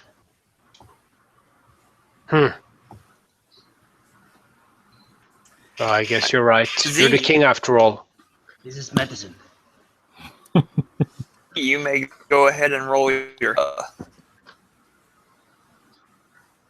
Anybody else who may also wish may do such. roll what? Hit dice, which I'm assuming. But Nibbles might. He got hit once. Nibbles is fine. Why didn't he- The main injured one. But the Yeah, North. he used all his hit dice. And I used one as well. Yeah, Nort recalls his hex during this time, but he's also well, not only there. that. He's standing there looking at this stick that he found and Yeah. decides better of it and walks over to Grek and kind of gives a slight nod to him and holds it out to him. What does it look like? Since you've been playing with it this short rest, you now know it is a wand of magic missiles charges. Oh snap! And you can use your error, the magic missile spell from the wand required, and expend up to 3 charges. For each charge you expend beyond 1, increases by 1. So if you first level magic missile, third level magic missile. Are those the If you use all the charges, it regains 1d6 6+1 charges each morning at dawn. If you use all one's charges, well, the chance it could malfunction just like the staff. How many charges are there? 7. 7. No, Max 6. is 7. 7. 7. Oh. The limitations to 3 charges at once. Is that your limitation or the official one? The official. Oh, it is. Yeah. You I have broke up. Sorry. Finish, Robin. Oh, no, it's no big. I just I have never seen that limitation being used before. Now it makes a bit more sense. But I couldn't. You broke off. I didn't hear half of what you said. So. Oh, sorry. No, I was just asking about the staff because it's. I meant Michael. I couldn't hear what. One magic missile has 7 charges, recharges 1d6 at dawn, I guess, and 1. 6+1. Okay. But I didn't hear about expending charges. Expend up to 3 charges at a time to cast a 3rd level magic missile, or 2 charges for a 2nd level magic missile spell. Okay, so you can, if you expend 1 charge, it's the 1st level, 2nd, or 3rd level for 3 charges. All right. Yes. All right. No charges, there's a chance it could go boom boom. I'm not sure. Even if you can't cast spells. You shouldn't leave this with. I'm just letting you know. You shouldn't leave this with Greg. He would expend them all.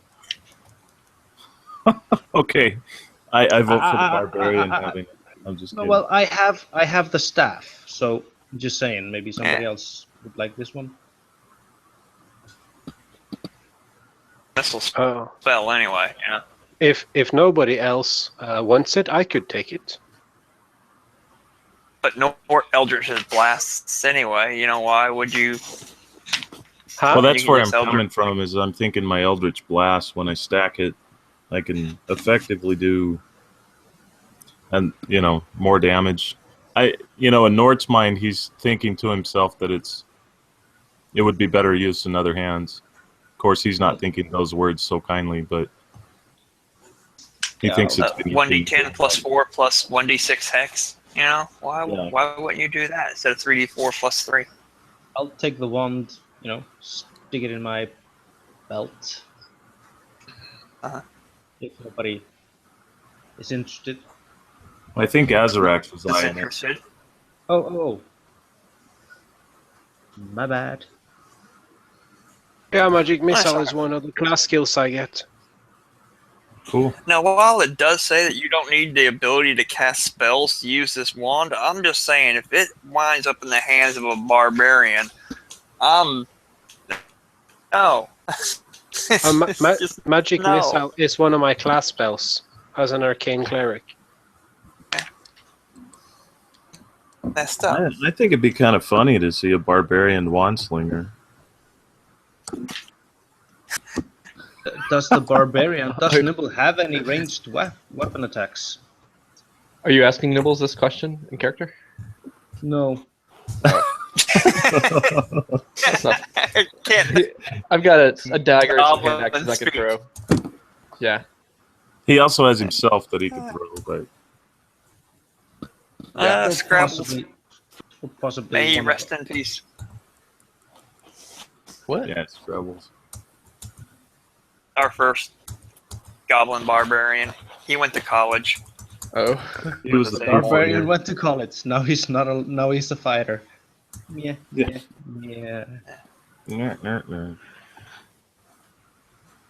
pooflinger. Performing arts college or something in Boston.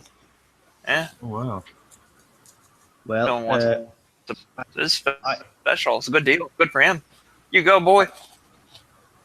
Yeah, I pay tribute to Scrabbles. May he forever rest in Pieces. peace. Yes. I offer the Now, wand to the we had a short barbarian. rest. I guess he'll take it. Greg and his mighty Why? wisdom, I guess.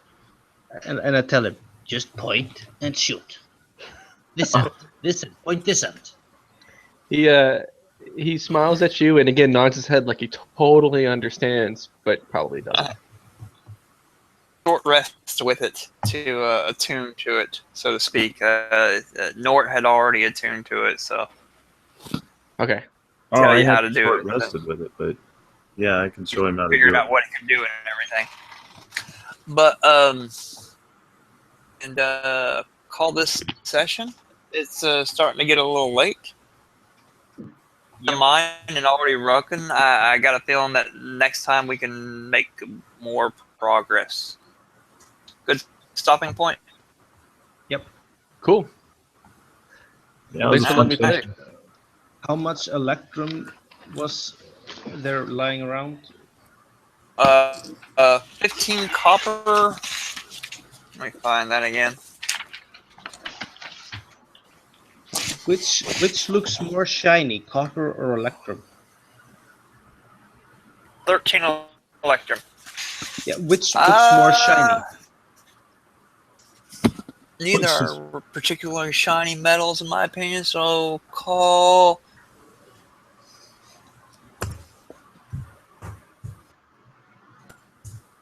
It's laying in a dung Oh. heap, so none of it's shiny.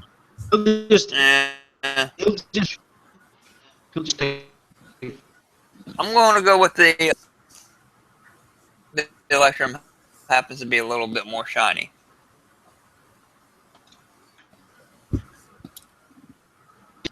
Because Greg loves his electrum. But everybody say bye as I stop the broadcast. Bye, guys. I Late.